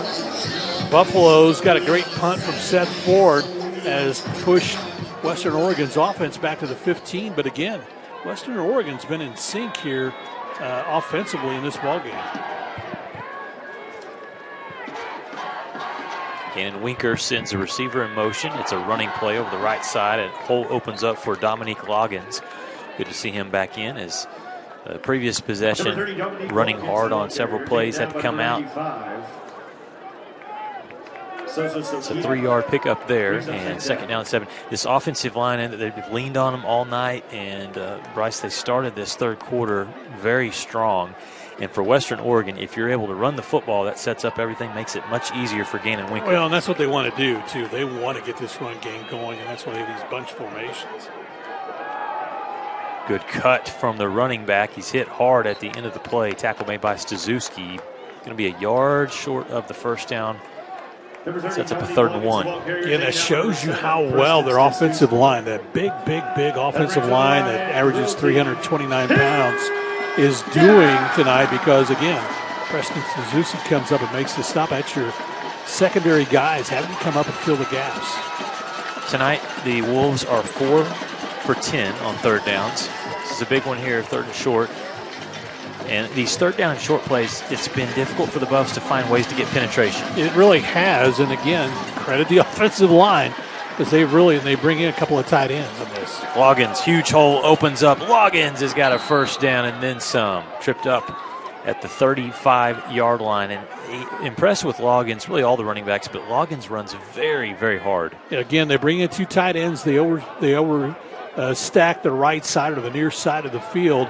And that time, again, just great blocking up ahead. Loggins, as you said, he runs hard. That's the one thing you can say about him. He just runs so hard. Just kind of burrows his head down and then got that one out to the 35.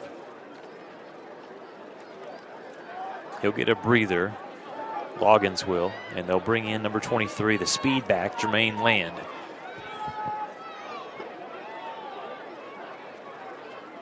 Play action. Winker throws it, caught, and a great job by the Buffaloes. Instantly coming up and making a stop against the tight end, Cade Hustler, was number 9 for the Buffaloes, Kendall Brewer. Cade Hustler, the smaller of the 2 tight ends. Yeah, he's pretty small, right? He's only 255. 6'3", 255, compared to Jackson Rosenkowski, 6'6", 265.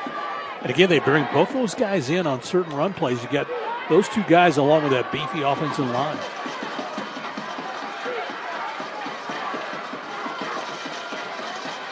Hand off to Land. You see that speed as he comes over the left side, is taken down by Brewer. And again, here we are, 3rd down and 1. Again, that's what they've had tonight, and they've feasted on, because it gives them so many options. And that brings up a line, drill team. Again, they have the opportunity to run. They'll send 2 wideouts to the near, 1 to the far. Actually, 3 wideouts to the near side. But you got to be careful how you overplay it. Land stays in at running back. He's set to the left, 3rd and short. This is a pass play, and it is a great catch for a first down. There's a flag. Okay, a flag comes in after the quarterback released it. The Buffs brought pressure. Late hit on the quarterback, and so that time coming in, Jimmy Harrison came in and just continued. Personal foul, roughing the passer. Defense, number 44. 15-yard penalty. Automatic first down. Bryce, how about the hands from Kevon Edey? I mean, he continues to make tough catches. Here's the replay, and we'll see the quarterback. Gets driven down to the I think ground. it's because he takes him to the turf. Right. I think if he stops the momentum. He stops, and once he releases the ball, then just release on it. But he took him to the turf, and so that's why that penalty came out. And so they add on the 15, and now they have it 1st and 10 at the 35 of WT. Yeah, Edey has 5 catches for 100 yards and a touchdown. He had good coverage against him on that play, just made a really good catch.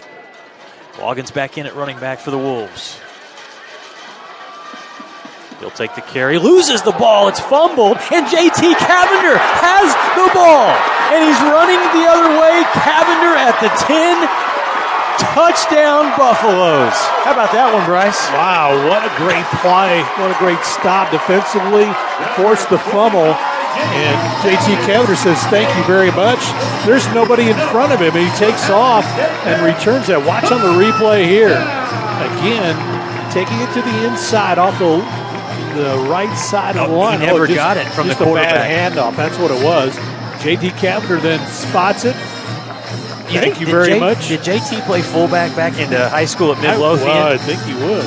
I mean, a guy that talented, I would use him as a fullback. Had the knees up there. Big break for the Buffaloes defensively.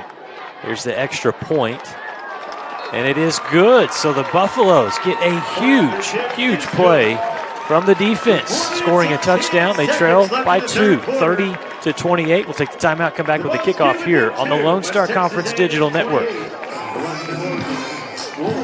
We live where wide open roads lead to wide open spaces, where life is lived a different kind of way. We believe that generosity should always be given, but loyalty can only be earned. Community is sacred. Integrity is learned. We believe in going the extra mile, whether it's time to work or it's time to play. But most important, we believe in doing the right thing, always. I'm celebrating my 40th year in business this year. That's longer than any other GM dealer in the Texas Panhandle. At Greg Larry Buick GMC, my selling points remain the same. Our non-commissioned sales staff and my free lifetime powertrain warranty give you complete peace of mind. If that's not enough, now I'll give you $2,000 best price guarantee, and I'll still give you a free lifetime warranty. Why go anywhere else? I'm Greg Larry, and I personally guarantee you this will be the best buying experience you've ever had. Wow, what a play defensively. JT Cavender, 65-yard return on the fumble recovery. The Buffs are right back in at 30-28 as we get set for the kickoff. And this one is going to be kicked out of the back of the end zone, so they will bring it out to the 25-yard line. And if you had the WT defense on your fantasy team, then you got some good points on that one, as again JT Cavender comes in and makes the big play. So the Buffaloes now trail by 2, 30-28, 4:10 left to play here in the third quarter. That can be a momentum swing. Hopefully that is the case. I've said that twice today, but hopefully this will be another momentum swing for the Buffaloes. All right, defense right back out there, but you do have the momentum. And Western Oregon now starting from its own 25-yard line. They go right back on the ground to Loggins, and this time the Buffs swallow it up. Jimmy Harrison gets through there, and also one of the defensive linemen on the far side for the Buffaloes, number 40, coming in making that play, and that was Miles Cannon, the 265-pound junior out of San Mateo Junior College, originally out of Sacramento, California. Loss of 1. Yeah, nice job, because he went off the right side, fought off the block, and then was able to wrap up the running back. They overloaded to the near side with trips. Loggins will try the other side of the field now, and the Buffs bring a big hit at the end of that play. Kobe Keene does his job on the outside. That forces the run back in, and then the collision takes place, getting up off the bottom of the pile. Was that Goo? Yeah. Oh, boy. So Loggins falls into the 265-pounder Antonio Iwagu. And now it's third down and long. This is what the Buffs want. They want Western Oregon in 3rd and 10, 3rd and 12 situations. So now you got to cover up in the secondary because it is a passing situation. Winker's been good on these plays. He steps up in the pocket, looks downfield, ball tipped in the air, and it's incomplete. Jimmy Harrison was trying to find that ball. It got tipped in the air off of Winker's pass attempt, and the Buffs. How about this defense, Bryce? I don't know if that was Aaron House that tipped it that time. 32. Yeah, Aaron House is the one that got his hand on it, tipped it in the air because they forced Winker to run. Again, coming into this, he had a negative average on quarterback scrambles, so they got him on the run, and then he just tried to unload, and credit House for getting his hand on that one and tipping it up in the air. That's what you want. After a great defensive play, come back and able to make the stops. House, 215-pound junior. Buffs bring pressure, and they nearly block the punt. Tyler Sweet comes up, and that's going to be a penalty marker at the end of the return. He was hit down at the 42-yard line, and Western Oregon, they're going to get hit with a 15-yarder here at the end of the return. Again, short kick, so Tyler Sweet's on the run, raises his hand to say fair catch, and then 45 comes up and just takes him to the turf. That's Thomas Johnson, who actually was the long snapper on the play. Good hustle. So he got up the field quickly, but he didn't see him put his hand in the air, so that's where the penalty comes. And I'm not sure why they're talking over to Coach Ferguson on this one. There is no foul for kick-catch interference. The returner did not signal for a fair catch. Therefore, the tackle is legal. First down. Josh Lynn is irate. Yeah, he is. And for good reason. Yeah, here's the replay, Bryce. And let's see if he put his We're foot. not. I don't know if we'll get to see it or not.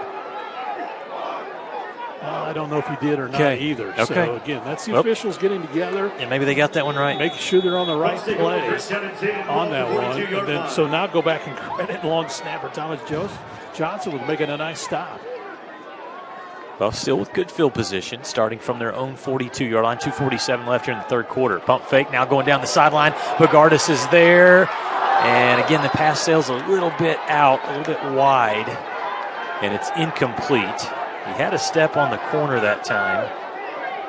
Well, Josh Lynn is out there talking to the referee because I think the same thing as we saw in the first half, the defender was on top of the receiver out there. Even though it was out of bounds, that was a catchable ball.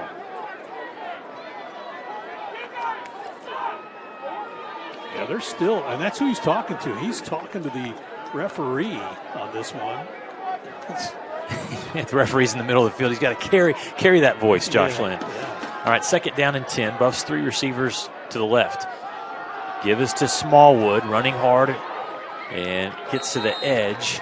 A good run for Isaiah Smallwood. Gain of about 6 yards there. Sets up a third down and manageable 4. Well, it's kind of interesting on that play. Tyler Sweet, 5'8", 165, got up into the face of J.J. Tofano, the 5'11", 250-pound linebacker, and exchanged pleasantries. Stacked set here from the receivers. It's a pass play. Smallwood, good catch, cuts inside, gets a block. And he's got a Buffalo first down. That was a really nice design play there. Quickly, I mean, Smallwood had to get his head turned real quick, Bryce, to catch that pass, and then he went right up the field. And the Buffs go quickly. Got to get lined up, make sure Ken Red Jr. gets set, and he does. Gibson will now slow up. They'll look to the side, get the call in. Offensive coordinator Chase Kaiser. So they're bringing another man in because he ran off that time. They didn't have enough players out there defensively. So the Buffs didn't see that. Had they got the snap off, they would have one less defender out there. Run the play clock down under 10 seconds. Snap back to Gibson. Going to shuffle this one to Ken Red Jr. And he stays on his feet. He's got a nice play. Hold on to the ball, and he does. That's a nice gain of about 7-8 yards there by Red Jr. And it's getting chippy down there. You know, as Red Jr. is about 4 Wolves usher him to the sideline. There is a penalty marker, though, Bryce, back at midfield. I did not see that until just now. So, well, my question would be on this, if this was because the pass was so, or the pitch forward, was there a late hit on the quarterback, or is he considered a runner in that one? Personal foul, targeting, defense number 94. That play will be reviewed. Okay, Bryce, this is funny. We're hearing, thank you. That's number 59 down there, Matthew Ames, the tackle. Who got in trouble. He's saying earlier. Thank you for calling that, sir, because I saw it. I was right down here. Not sure if we have this on the replay or not, but again, the Buffs got it on the near sideline on a pitch forward. Okay, Bryce, what we do have is we have the officials going over to review because it was a targeting call, so they're going to check it, make sure that's the right call. If it is, then this could be a disqualification. Right. No, it definitely could. And again, you talked about how they got bunched up and were taken to the near sideline. Buffalo sideline, and there was a lot of exchanges going on between coaches, players, and everything else. The officials quickly got in there, got everybody to spins, and got them out and away from the play. So 1:19 left to play here in the third quarter, 30-28. And so, Bryce, a score update for you while we're waiting on this. Actually, we do have the replay. So let's see what we got here. So again, steps up the pitch. Okay. So on that initial hit was helmet to helmet. Yeah, so it's not anything that happens on the sideline. No, it was early in that. It was helmet to helmet. And so, again, credit the officials. They got together before they left the Buffs snap the ball because they were talking about it. So that was early in the play. If it's who we think it is, that's Sanchez, the linebacker, who is the one that they were talking, or it looked like that's who they were talking about. So what's the scoring update to you? Okay, UT Permian Basin, the Falcons, after the big win in overtime last week against our Buffaloes, they defeat Texas A&M Kingsville 29-17 tonight at home. Wow. This time they played in Odessa. Also, Angelo State, they have come back on the road. They trailed 14-10. Now they lead 22-14 over Eastern New Mexico. Central Washington running away against Western New Mexico. They lead 41-10. Third quarter, still a lot of time in that game. But what a win there for UT Permian Basin. Well, that's huge. That really is. Again, Kingsville, one of those that really expected to be in the top of the league this year. Again, here's the play once again. Oh, it was on the quarterback. After review, there is no foul for targeting. There is no foul for targeting. Oh, boy. So that the defender hit the player in the shoulder. So the referee is going to, I'm sure. Now, who wants to come over and give that explanation to Josh Lynn? No, I think nobody is. So he's, again, the Buffalo offense is out there. So it's still a first down. Well, it's not. It's no, second. They got to move the down marker. So second down and about 3. Okay. After all of that, again, still a great After play. review, there is no targeting. The defender hit the quarterback in the shoulder. Result of the play is a first down. Okay. That wasn't what correction, second down. We weren't even talking about that. After he pitched it forward, right. That's where it looked like to me there was helmet-to-helmet contact. And so that's why I thought that's what they were looking at. All right, Buffs trailing by 2 and on the move here. Second down and 3. Gibson fakes it to his running back. Complete. Sweet across the 30. First down Buffs, and he got a great block on the outside, Bryce, from Chris Sims, the sophomore out there. Chris Sims already got into a defender's face right after that play. I think Chris is excited about being back after being injured earlier this year.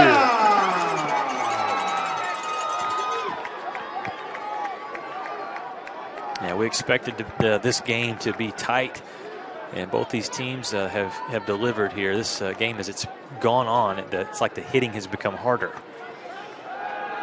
Gibson in trouble, and he's going to fall into the arms of the Western Oregon defense, and if it's behind that, it is going to be a sack where they mark it just a half yard behind the line of scrimmage. Well, again, kind of a busted play. And so he tried to make something out of that. Then the offensive lineman reacted and were trying to push him forward, but the officials whistled that play dead. Second down and long play. Fake it to Smallwood. Gibson tries something on the left side, and it is denied. That was a great play. The defense on the edge, number 19, Elijah Green. Yeah, he came up and he did, you talk about assignment. That's the end of the third quarter. Assignment tackling. He did what he needed to do, keep his assignment and make the stop. All right, so when we come back to start quarter number 4, Buffs are going to have a third down and 10 from the Western Oregon 28-yard line. A great game. Western Oregon leading 30-28 as we head to quarter number 4.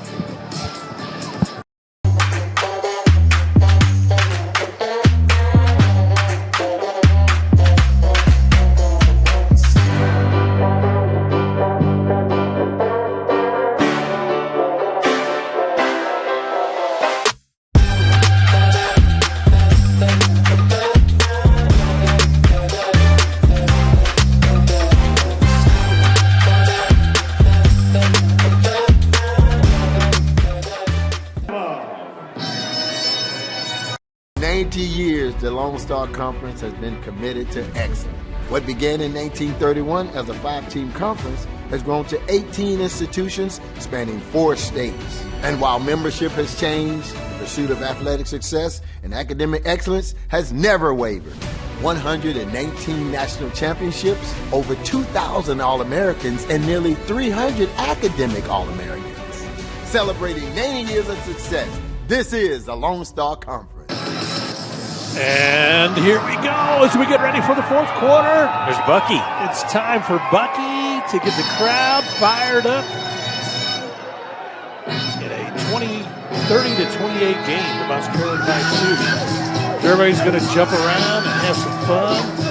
And again, when you look at tonight, total yards 291 for Western Oregon through 3 quarters, 194 for the Buffs. Kenny Gibson 13 of 21 passing, 122 yards, while Gannon Winker is 11 of 17, 189 yards passing. Cannon still the leading rusher for the Buffaloes with 7 carries for 61 yards. It's Logston with 33 carries for 88 yards and a touchdown. He is the leading ball carrier for Western Oregon. But for the Buffs, it's 3rd and 10. Mark it at the 28-yard line. They've got to get to the 18. 2 receivers out to the right. Gibson will work with Smallwood in the backfield. Going to roll to the right and heave this ball into the end zone and all kinds of contact. And they call incomplete. Bryce, I saw 2 different flags that should have been thrown. Isaiah Smallwood was held in the backfield, first of all. And the second one is the throw into the end zone, just tackled was the receiver, and there are no flags. Here's the replay. Wow, you can see There's the hold. There's the hold 1. Here's the pass. And look at the contact boom for the receiver. That's pass interference. That is textbook pass interference. And again, yikes, you got to move on here. But the Buffs are going to try a field goal. And I'm just at a loss. 4 seconds on the play clock. They may have to call a timeout. They get the snap down. Here's the field goal try. It's up. And it's no good. It's pushed to the left. So the Buffs have to hurry the field goal unit on the field. Josh Lynn is losing his mind right now. And he should be very upset because there were 2 missed calls on that one play right there. And he gets no flags. Western Oregon holds, gets the football back, and now you're going to be upset. We're upset with it up here, Bryce. But you got to move on. Your defense has to get a stop. They walk Josh off the field, and again, the back judge is the one that he has the most contempt for at the moment. And I don't know how you missed that call. I really don't. It was pretty obvious. 2 defenders ran right into the receiver before the ball got there. Here's a handoff on first down. They bring in Bacher, the running back, and he runs up the gut for about 4 yards there. If you're WT defensively, now you got to settle in, calm down, and try to get a stop. They've been pretty good the last few series. And right now you're seeing the assistant coaches. Yeah, you got pulling back Josh Lynn. Yep.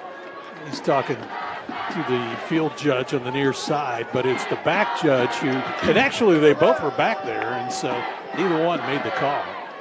All right, 2nd down, and they call it 5 for Western Oregon. Winker turns, hands it off, running to the left is Bacher, and he's swallowed up about 2 yards short of the first down. Good pursuit from JT Cavender. Just underway here in the fourth quarter, 14 minutes left to play. Buffs trail by 2, tried for the field goal, and it was just pushed to the left. That would have given them the lead. They trail 30-28. You have to want to get the crowd in, and they got in it on that. No call. Looks like a running situation, but keep your eye at the receiver on the bottom of your screen, Kevon Edey. He's been the go-to receiver all night, especially on 3rd down. Winker in the gun, turns, hands it off. They run to the right side, and they're not going to get it. The Buffs stop them in their tracks. A loss on the play back to the 35-yard line. There's JT Cavender and Josh Baird doing the job defensively. Again, nice read defensively by JT.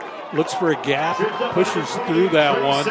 You watch right here, pushes through. And that was the safety, Simmons, that was the first man through. So Simmons got beat on a touchdown pass earlier, but that time he redeems himself, comes up, makes a nice play to come up and wrap up. The running back got some help from J.T. Cavender. Extra blockers in on this punt. Remember, Buffs have blocked a punt already tonight. Whistles, and you hope this is on the offense, and it will be. It's a false start. So that'll back up the Wolves 5 yards. False start. Offense, number 29. 5-yard penalty. 4th down. And again, Bryce, here's the good situation for the Buffs. They only trail by 2, and I know you missed that field goal there, but that was really rushed. Yeah, because, with Greg. Yeah, because of everybody was so upset that there wasn't a penalty called, and you kind of lose focus for a minute, and you had to rush out your special team and your place kicker. All right, the punt coming from Charlie Shulkin, and we got another whistle and another false start. So Western Oregon all of a sudden having a hard time. Offense. Getting lined number up. Number 53. And it's back-to-back penalties. 5-yard penalty. It's 4th down. On the Wolves.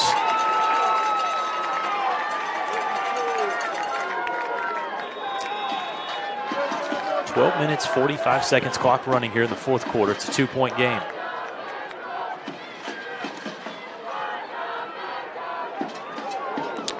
Angle to the right side, fair catch made at the 42-yard line for West Texas A&M, and now the offense back on the field. And Bryce, what you're hoping with your offense is that they'll have focus. Everybody's a little frustrated right now, but you got to dial in and focus. Big drive coming up here. We'll take a timeout, come back, Buffs football, trailing by 2 points in the 4th quarter. In life, things aren't scripted. If you're an athlete, we need people like you and translate those skills to officiating. You can get a lot out of it. It happens in every town, in every game. We never have a perfect game, but the rewards always outweigh the negativities.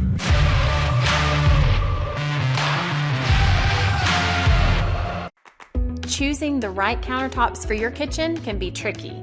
Nowadays, there are hundreds of colors, patterns, and textures and materials that range from natural to engineered stone. Marble Depot is here for you throughout every step of the process.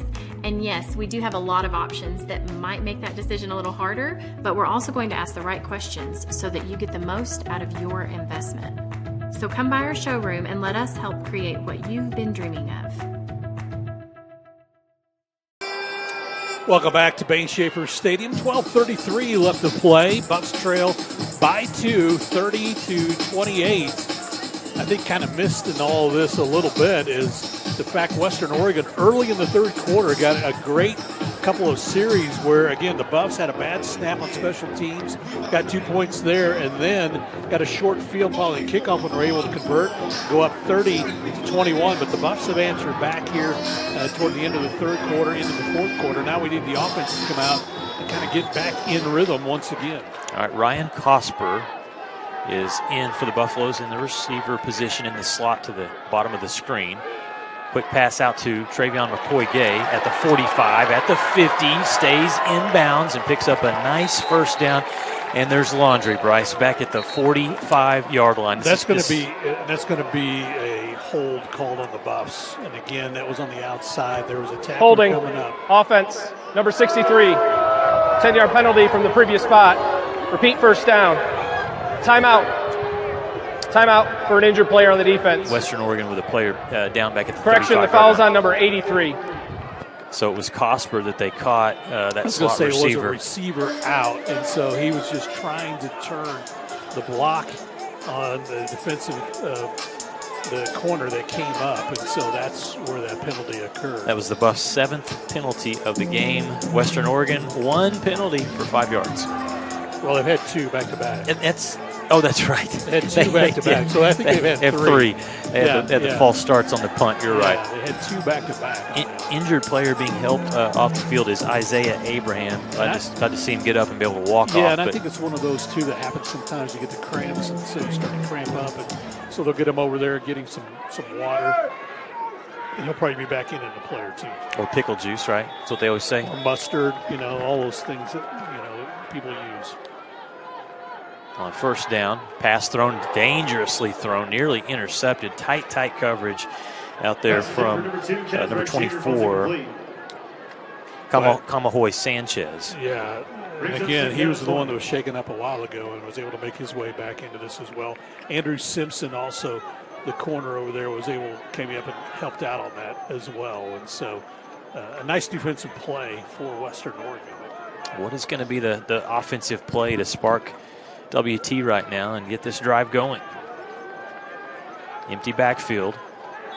And that's going to be movement against the Buffs. Everybody moved. The ball did not move. All start. Offense. Everybody but the center. See?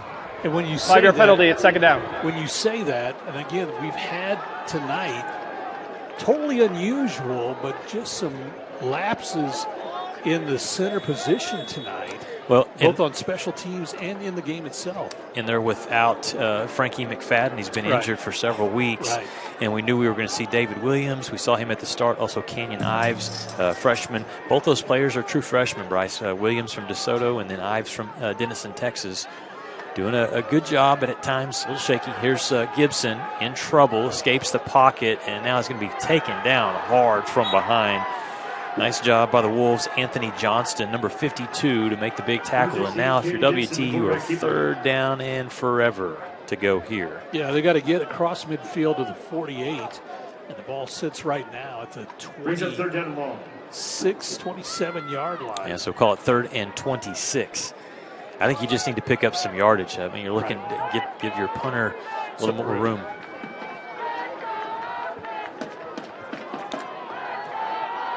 Wolves playing very, very deep in the coverage. The safeties are nearly 15 yards deep. Gibson throws to the outside, and it's incomplete. Tipton was the intended receiver. And again, I guess you credit their defense because he was hearing footsteps. He was throwing the pass even before the receiver turned to look back for the football, and they were playing, as you mentioned, so far off. He had time to set his feet and really get that one up there, and just unable to do it. Well, there's plenty of time. There's 11 minutes and 27 seconds left. But right now, Buffaloes are going to give the football back to Western Oregon, and they'll have a chance to have excellent field position. Seth Ford on to punt. And the wind keeps this one up in the air. Not his best punt, and it's going to bounce backwards, wrong direction. Buffs are going to down this on the West Texas A&M side of the 50-yard line. Now the defense, you're asking them again to come out and rise up. We'll have a timeout down on the field. West Texas A&M trails by 2 points. Western Oregon has the football when we come back after these messages on the Lone Star Conference Digital Network. 90 years, the Lone Star Conference has been committed to excellence. What began in 1931 as a 5-team conference has grown to 18 institutions spanning 4 states. And while membership has changed, the pursuit of athletic success and academic excellence has never wavered. 119 national championships, over 2,000 All-Americans, and nearly 300 academic All-Americans. Celebrating 90 years of success, this is the Lone Star Conference. Welcome to MediDrive Pharmacy. We greet you by name, and our pharmacists take the time to console you and answer all your questions. Our Health Mart Pharmacy specializes in serving our community with fast, friendly professional service and the highest quality of medicine and health products. We accept most insurance plans, including Medicaid and Medicare, and we offer free in-town delivery to your home or business. Come visit us for all your healthcare needs.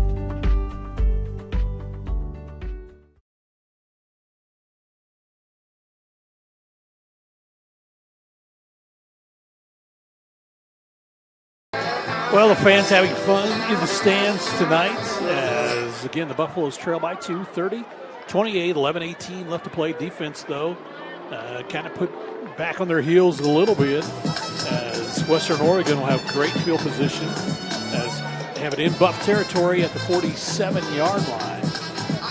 So 1st and 10 from there for Gannon Winker and company. And Winker really has had a good game. Yeah, he's been very consistent. And he's had Buffaloes making a shift defensively as the Wolves move 2 players to the right side. Loggins runs over on that right side, a nice push. Well, again, it's the 2 tight ends that they move from the left to the right. 500 pounds worth of blocking ability goes over to that side, and that's where you run behind. Yep, Rozuski and Hustler. Yeah. Both out of the state of Oregon. Toledo, Oregon is where Rozuski's from, and Kate Hustler from Beaverton, Oregon. Don't really catch too many passes, but they got a job to do, and they do it well. They do it really well. Second down at 6 for the Wolves.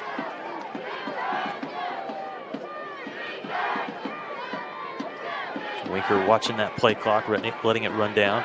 He'll hand it off to Loggins over the left side. Loggins corralled for a second. He kept going. Parcher looked like he had him, and the running back's able to gain yardage to the 40-yard line. Yeah, they move it up to the 40-yard line. The Buffs did have him tackled, but they're trying to strip the ball, trying to make something happen. They're not wrapping up legs, and so that's why he's able to push it forward for another yard and a half, 2 yards.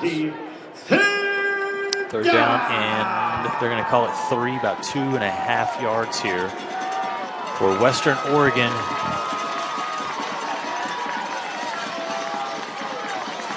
That's the one thing the Buffs defense have been asked to do a lot here on these 3rd and short plays. Loggins again over the right side, and it was Jimmy Harrison that shot in from behind and was able to wrap up and some pushing and shoving after this play. We'll see who it goes against. Buffs need to get back on their side of the field, but a great play from Harrison to come in and stop the running back behind the play. Well, this should be a personal foul against the offensive line, as there was a little retaliation there.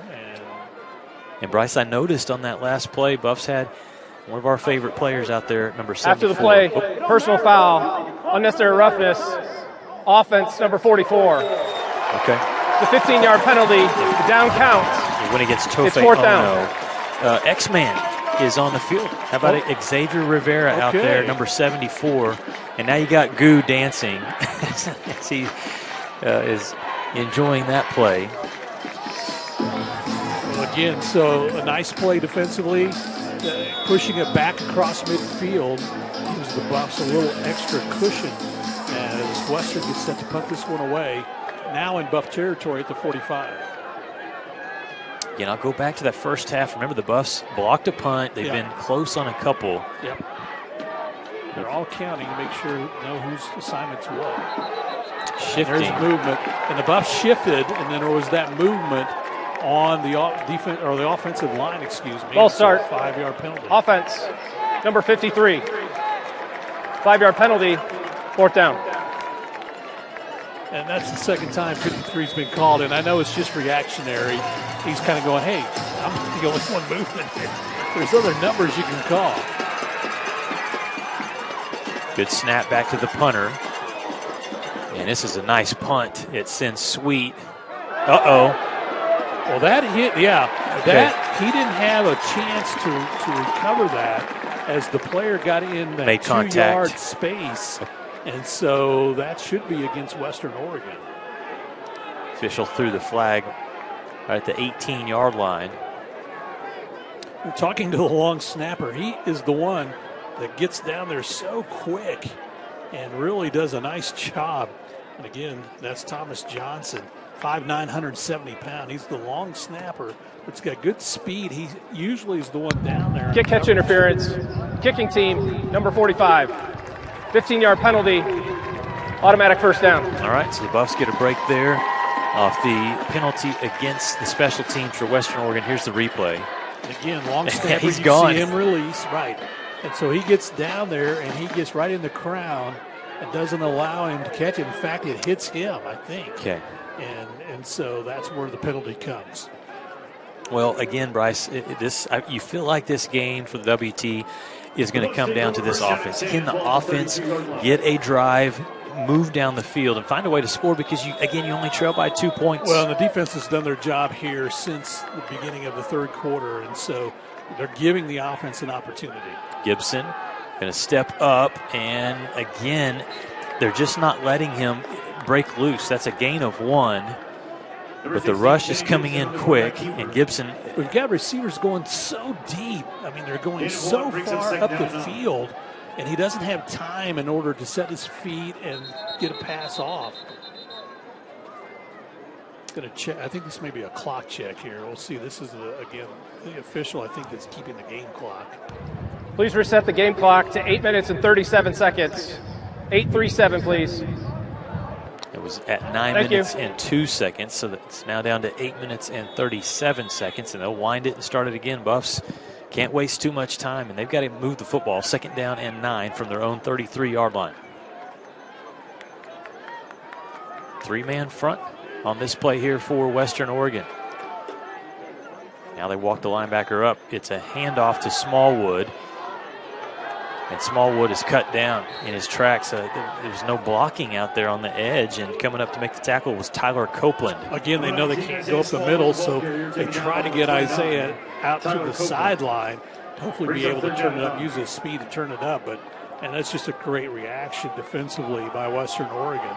And throwing back for a 2-yard loss. Yeah, their defense, Bryce, the last 2 possessions, I mean, they're trying to go back-to-back of not even giving up a first down. Right, no, they have done a nice job putting good pressure on the Buffaloes. 3 receivers are out to the far side.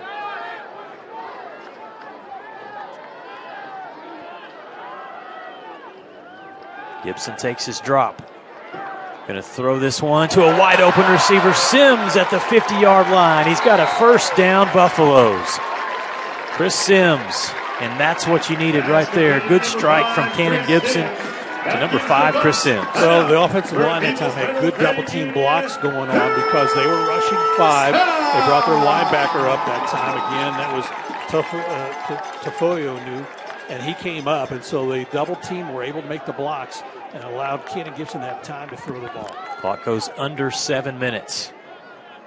Stay in the gun. Buffs are going to hand this on a jet sweep to Tyree Tipton. Tipton able to get past the 40-yard line. A nice run.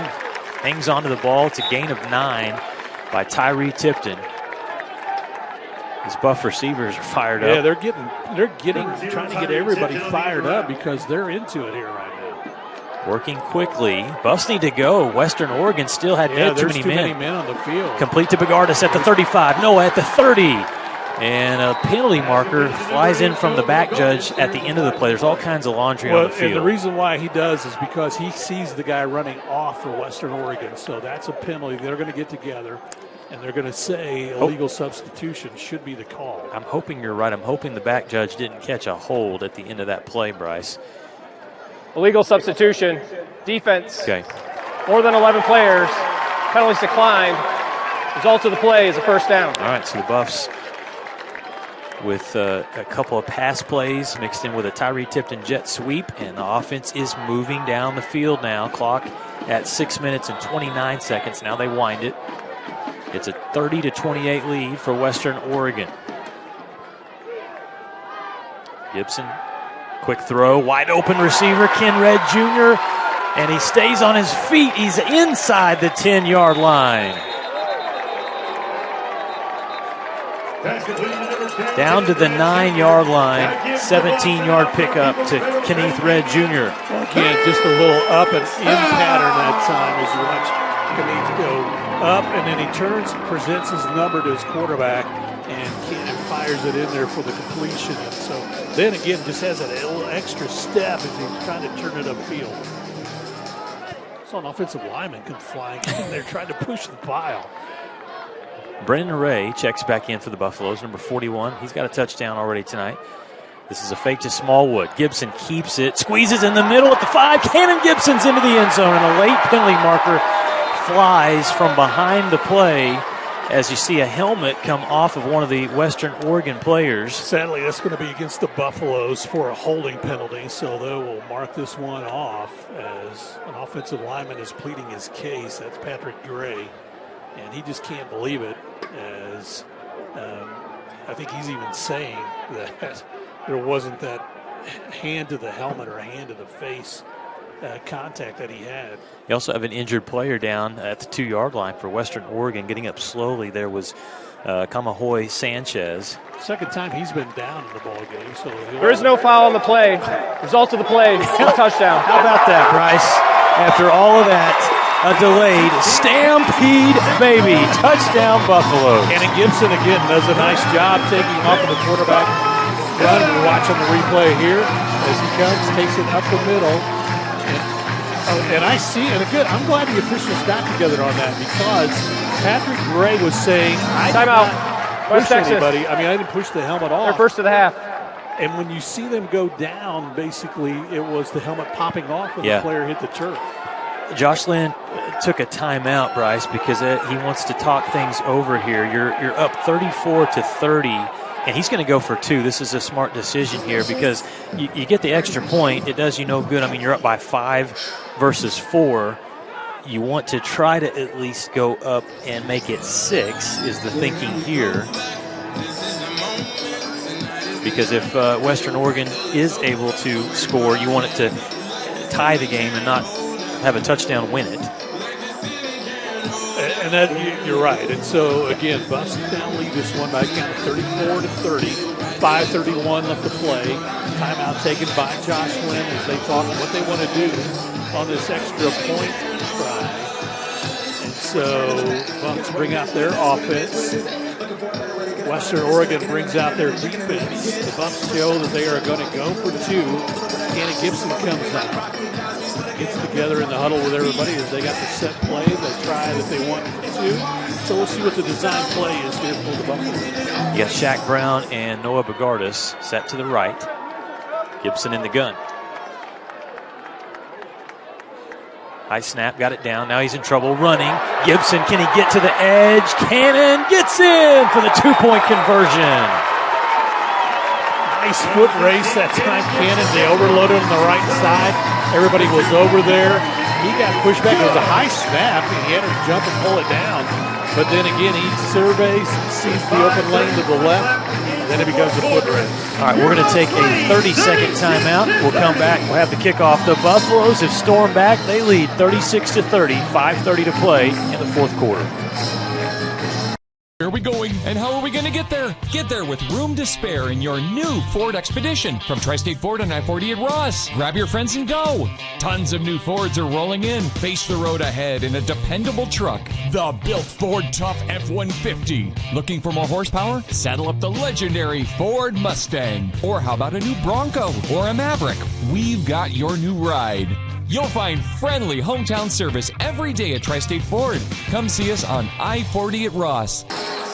Well, welcome back to Bain-Schaeffer Stadium. First United Bank, the Buffaloes regain the lead on a nice drive as they are able to get in the end zone. Kenny Gibson runs it in from 10 yards out and then takes and converts the 2-point conversion to push the Buffaloes in front 36-30 over Western Oregon. 5:31 left to play in the ball game. Wow. Yeah. Everybody taking in a big sigh right now at the moment. Again, the offense comes alive on that nice drive and makes things happen.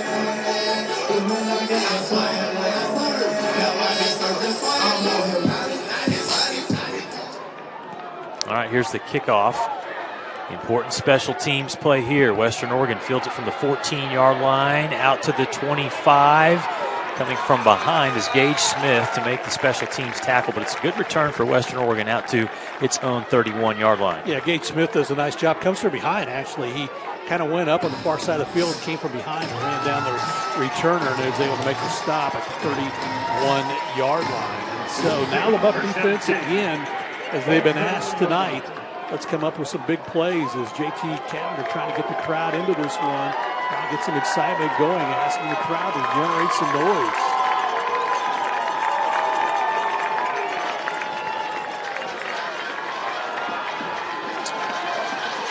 Quarterback Winker will hand it off over the right side. Huge hole opens up for Loggins, and he has a gain of 7 or 8 yards over following the blocking on that right side. Buffalo defenders slow to get up. That offensive line just continues to mash. For an injury. And I'll tell you what, I mean, to Western Oregon's credit, they have built this great big offensive line. As we talked about, they average 329, not counting the tight ends. Then you bring in the 250 or 265-pound tight end along that front line, and now you're looking at a line that's, averaging about 330 for 7 guys out there. And so that's been a big difference for him in this ball game. All right, we'll step aside for a timeout here. Injured player down for the Buffaloes. We're back after this 30-second timeout here from Bain-Schaeffer Buffalo Stadium. Buffs lead by 6.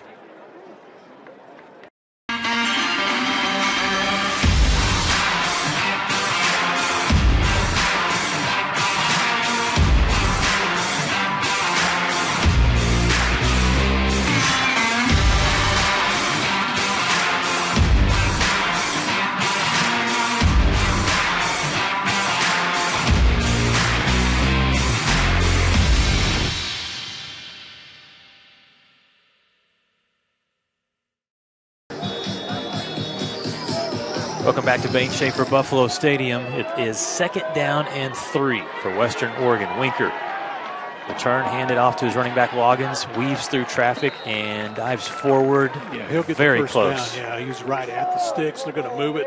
Gets across the 40 to the 41. So give him 3 yards on that carry, and that'll be enough for the first down for Winker and company. Clock running, 4:42 left to play here in the ballgame. Buffs lead 36-30.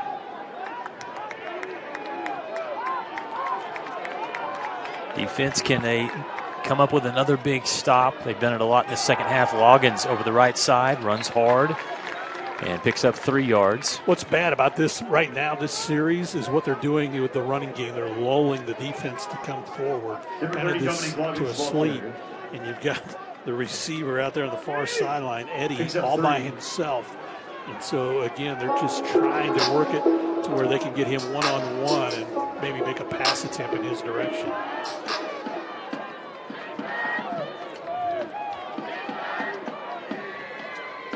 Second down and long play again. And this is a huge hole for Loggins, a touchdown-saving tackle by Stazuski. Right now Western Oregon, they're just calm and relaxed, Bryce, staying with the run game. That one nearly broke for a touchdown. Again, nice open field tackle by the strong safety. Preston Stazuski back there by himself, that time he was.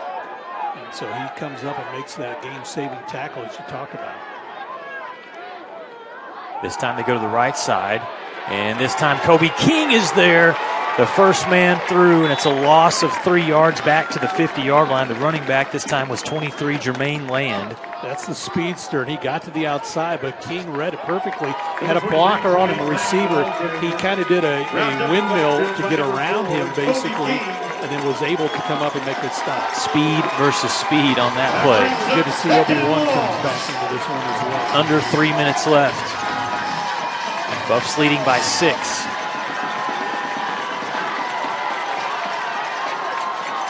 Out of the gun. Winker looks to throw. Good protection down the middle of the field. His tight end is wide open. Running down inside the 10-yard line. They had not gone to the tight ends all night long, and they find Cade Hustler, and it was a beautiful pass. Again, over the middle, perfect strike. Got Hustler, had a linebacker on him that was trailing on the play.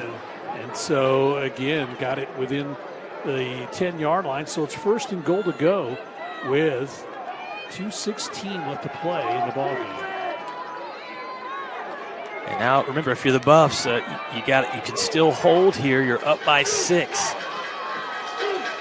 Winker, miscommunication there, but the running back still gets the carry to the outside. Buffs come up and stop him. Ty Dillon, one of the first defenders there. Still got 2 yards on the carry up to the 6-yard line.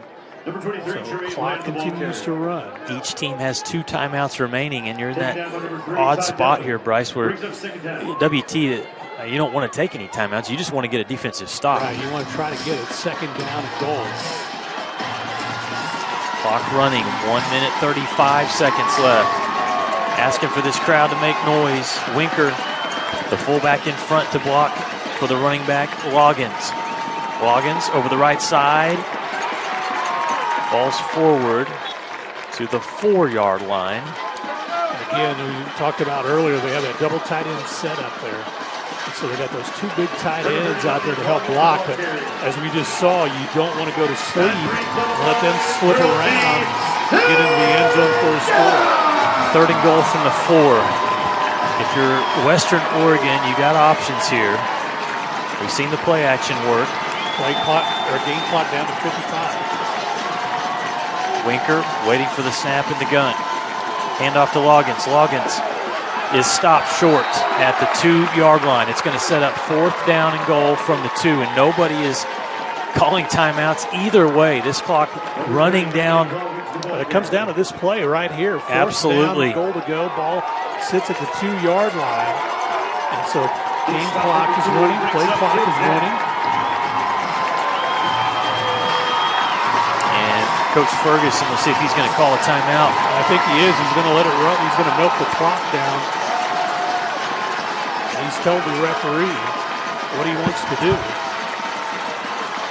So he's going to call a timeout here as the clock runs down. 8, 7, 6.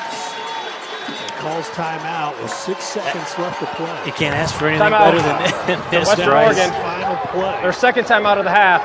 It's a 30-second timeout. And this is interesting for the Buffaloes, Bryce. This is going to be back-to-back weeks where it comes down to final play inside the 10-yard line. Last play of the ball game. Actually, inside the 2-yard line. Yeah, absolutely. So now, what's the discussion? What are you talking about? What do you want to do? Don't go to sleep on the tight end, one. Yep. Or Edie, either one of those players. So they're bringing out what's their usual two-point conversion that they like to run that's kind of different than what they normally do. And I say that because they're at the 2-yard line. Again, a touchdown ties it up. Buffs lead at 36-30. 6 seconds left to play. And if you're WT, you need your best defensive front package in terms of, you're going to see Obadiah Ben Israel get in there, number 99. Trying to get the crowd excited for this one, trying to get them pumped up as the defense comes out. 2 wideouts to the near side. All right, here's the ball game. Western Oregon, 2 yards from the end zone to try to tie it. And the line judge races in and says, timeout, West Texas. Josh Lynn wants to talk to his defense. Well, again, 30-second timeout. What timeout. they said is they had 2 receivers to the near side. Edie, the big receiver, who's been great all game. Basically, they want to make sure they had the right coverage on him. And so, again, reset. What are you going to do defensively?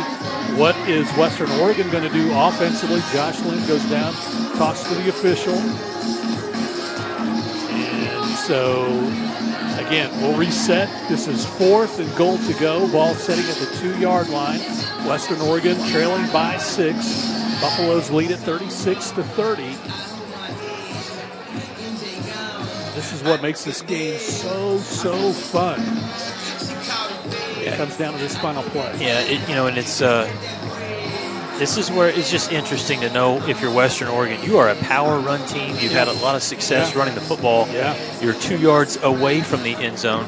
Is that what they go with, Bryce? Is just, hey, we're going to run behind our big offensive line, or do you try to go with some trickery and throw the ball? So my question is, now they bring in 4 wideouts. Haven't seen this tonight. And so they got 4 wideouts, no tight end on this play.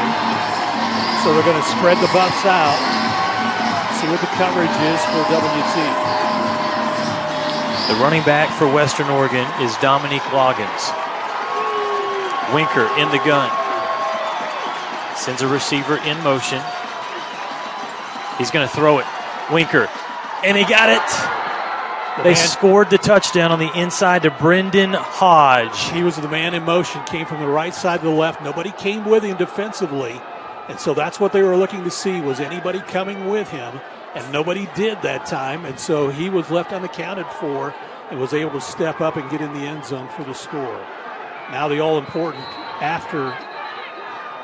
point after WT takes the timeout. Yeah, it's an extra point coming here basically to win the Timeout. game on West the leg Texas. of Charlie Shulkin. Their 3rd and final timeout of the half. And Josh Lynn It's a will 30-second call a timeout. timeout and talk to his team about the best field goal block. And you're telling, you go right back to what you said. 2 weeks in a row, Buffs went to overtime last week. They try for 2 at the end of the game to win it over UTPB. And again, as Lucas, you talked about, UTPB with a big win tonight. And so, again, they get...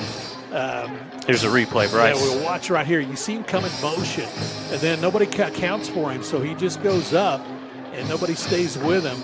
And, again, the linebacker kind of adjusted late on the play. They switched off, and so nobody really picked him up, and he was there for the nice catch to tie this game up at 36. They still have 2 seconds on the clock. I'm not quite sure.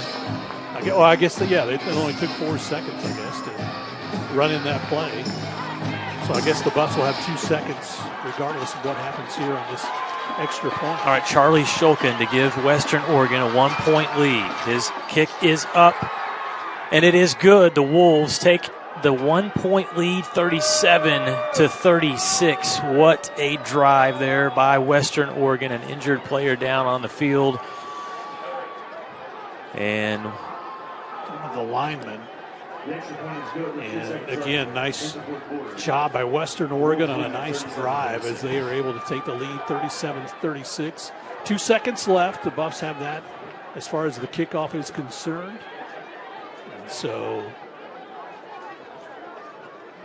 we'll wait as they attend to the player that is down on the in the end zone. And Bryce, we got to give credit where credit is due for Western Oregon. just responding. Yeah, you Buffs said had the momentum. You said no panic. They were very workmanlike, very organized in how they wanted to drive. They were going to run, because that's their strength. They run. And then when they need it, they get a pass to their tight end that gets them inside the 10-yard line. Again, no tight end for them has caught a pass tonight. And so it's able to make a catch inside the 10, and then they're able to get it in to take the lead 37-36. Let's step aside. We'll take a 30-second timeout while they check on the injured player. Buffs trail 37-36. 2 ticks left in this game. This isn't just any burger run. This is a burger run for Whataburger Sweet and Spicy Bacon Burger. 2 fresh all-beef patties with melty cheese, grilled onions, crispy bacon, and sweet and spicy pepper sauce. 1 for you, 1 for him, and 1 for your unofficial roommate, Brad. Always order an extra. For Brad. The all-time favorite sweet and spicy bacon burger from Whataburger. Just like you like it. Player. Well, the injured player, Sam Stowers, we talked a lot about him tonight. Yeah, he's had a great game. And so he is the one that's being taken over to the sideline. And Sam, of course, in on that play. He's a defensive play. Of course, that was for the extra point try. The 6'1", 315-pound sophomore. They help him to the sideline. And so 2 seconds left in this one, Lucas, and then it will be a kickoff. And so the question is, do the Buffs, do they fair catch it? And then they get to run an offensive play? Or do they try to return it and see what they can do? Yeah, you're going to have Tyler Sweet back there. You also have Torrey Simmons. Really what you could do, too, and Western Oregon could do an onside kick. And once it touches somebody, that starts the clock. Sure. Yeah, they don't care if they recover it or not. Yeah, this is why these special teams coaches, this is where they make their money, Bryce. Right, exactly. On these decisions. And for Western Oregon, a team that comes into tonight, 1 win, 3 losses. They lose close at Eastern New Mexico. That was a heartbreaker for them. And the determination from Coach Ferguson's team to just find a way to get the job done here, it's pretty impressive. Buffs have everybody kind of up. So the special teams coach just got with a player and said, okay, this is what I want you to do. And so they made their decision whether they're going to kick it away or go with the onside kick. All right, 2 seconds left.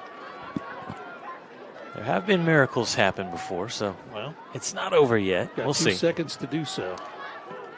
The kick is deep and over the head of the return man, so no time will come off. And now if you're WT, you got to design your... What's that play that you worked on since spring ball when you only have 1 second left? And you got to do the continual laterals to get it up the field. That's going to be the big play.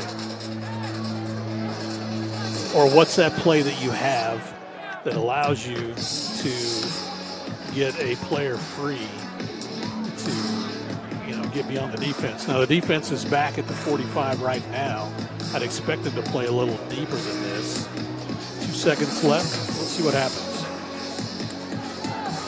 Okay, Gibson will work with Travion McQuigay.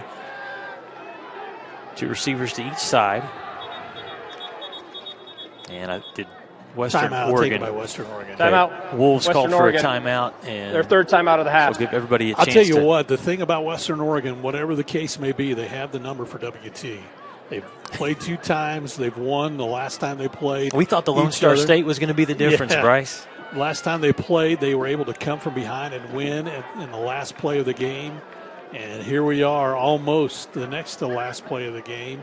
They take the lead 37-36 over WT. And so right now, whatever Coach Ferguson is preaching or whatever Coach Ferguson is saying on the bus ride over, it's the right thing because they have the lead. 37-36 over WT. And how about the call from his offensive coordinator, Brian Harris, again, going back to that. You're 2 yards out, you're Western Oregon. We talk about their identity is, power, smash mouth, running football. And no, they go with a nicely designed, move the slot receiver in motion, free him up. Got a receiver on a linebacker. That's kind of the, you want to have the advantage there. Now they do change their defense, and so they bring everybody back. They have 5 defensive backs back. And so only 2 men rushing the quarterback. Snap back to Gibson. He will roll to the right, heave this ball up in the air, and it's caught by Red Jr. And the Wolves are going to stack him up, hold on for dear life, go down, and that will be it. But wait, we have a penalty.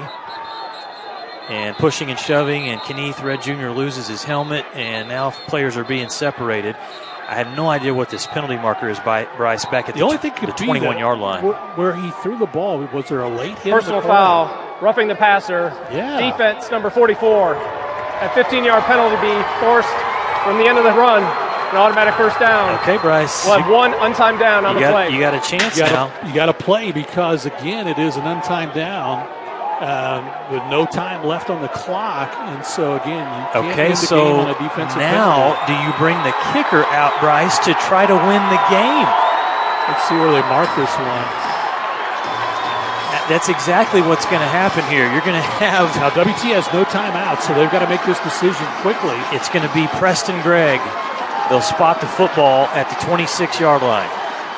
No, it'll be at the 36, 34.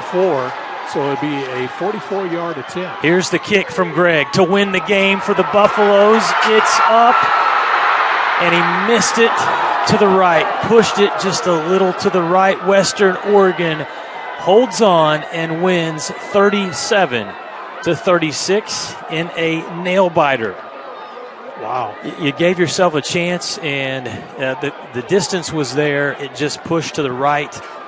A good attempt there for the Buffaloes, but tonight they fall 1 point short to Western Oregon. 37-36 is the final.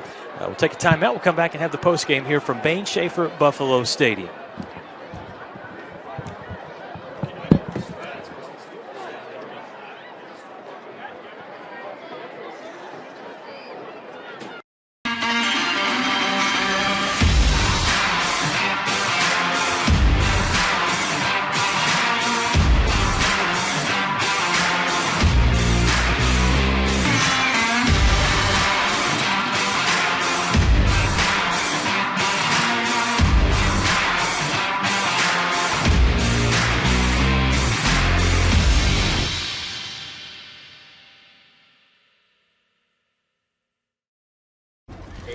This is gonna be tough. I mean, that's a bag full of Whataburger's Buffalo Ranch chicken strip sandwiches with tangy buffalo sauce and creamy buttermilk ranch, melty Monterey Jack cheese, and 3 crunchy chicken strips.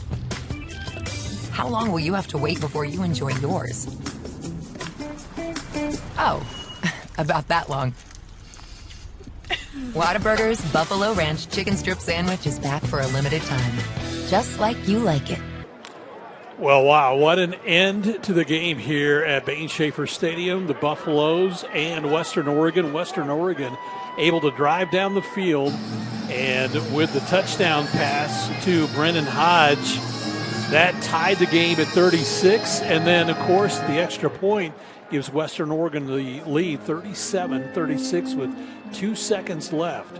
The Buffs will get one play. They run the play. It's a rollout for Cannon Gibson, as Cannon Gibson rolls out and is going to get caught. Here's the big hits of the game in this one.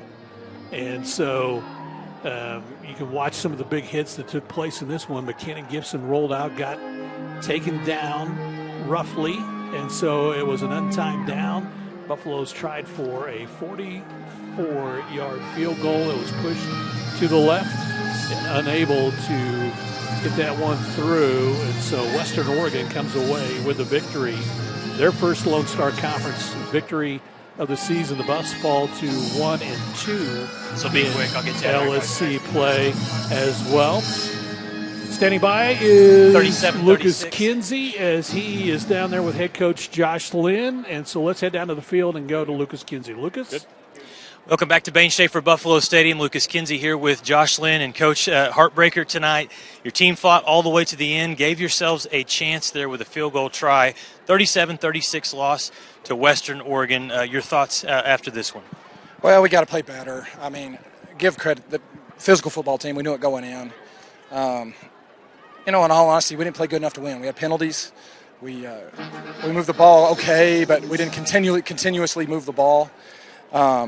I thought defensive was on the field way too long. And then, we played good with special teams at times, but we didn't play good at special teams at times. So just all in all, just a roller coaster of a game. Give Western Oregon credit, but at the end of the day, we got to clean some stuff up. You talk about cleaning some of those things up. In the second half, offense hit a lull for a little bit, but then they came alive in the fourth quarter. It was really good to see that last drive for the Buffaloes kind of give yourselves the lead. After you get that lead there, what are you thinking defensively when Western Oregon gets it back and they go on that drive? Well, I mean, they did a good job of running the football. They ran the clock down, and, we had a chance to stop them there in 4th and 2, and we didn't get it done. So. Coach, this conference seems to have close games week in and week out. UT Permian Basin actually goes tonight, defeats Texas A&M Kingsville. That's your next opponent. Will be at Texas A&M Kingsville.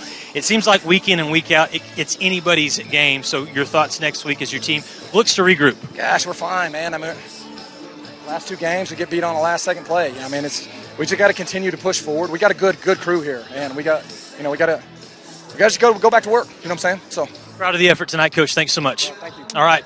We'll send it back upstairs to Bryce again. Buffaloes, great fight tonight, but they fall just by 1 point, 37-36 to Western Oregon. Back upstairs to you, Bryce. All right. Thanks very much, Lucas. As, again, the Buffaloes do fall in this one, 37-36. Big thanks to our Thunder Vision crew for bringing this one tonight. Director Kason Johnson, Dylan McMullen, Ben Curley taking care of the replay and graphics, Victor Sansui, Tyrone Leggett, Trevor Dobbins, Keaton Okafor, and Josh Magnan bringing all the great pictures for this one tonight. And again, the Buffaloes fall by a final of 37-36. Had that try at the very end for the field goal, but just couldn't make it happen. Until the next time, big thanks for watching right here on the Lone Star Conference Digital Network.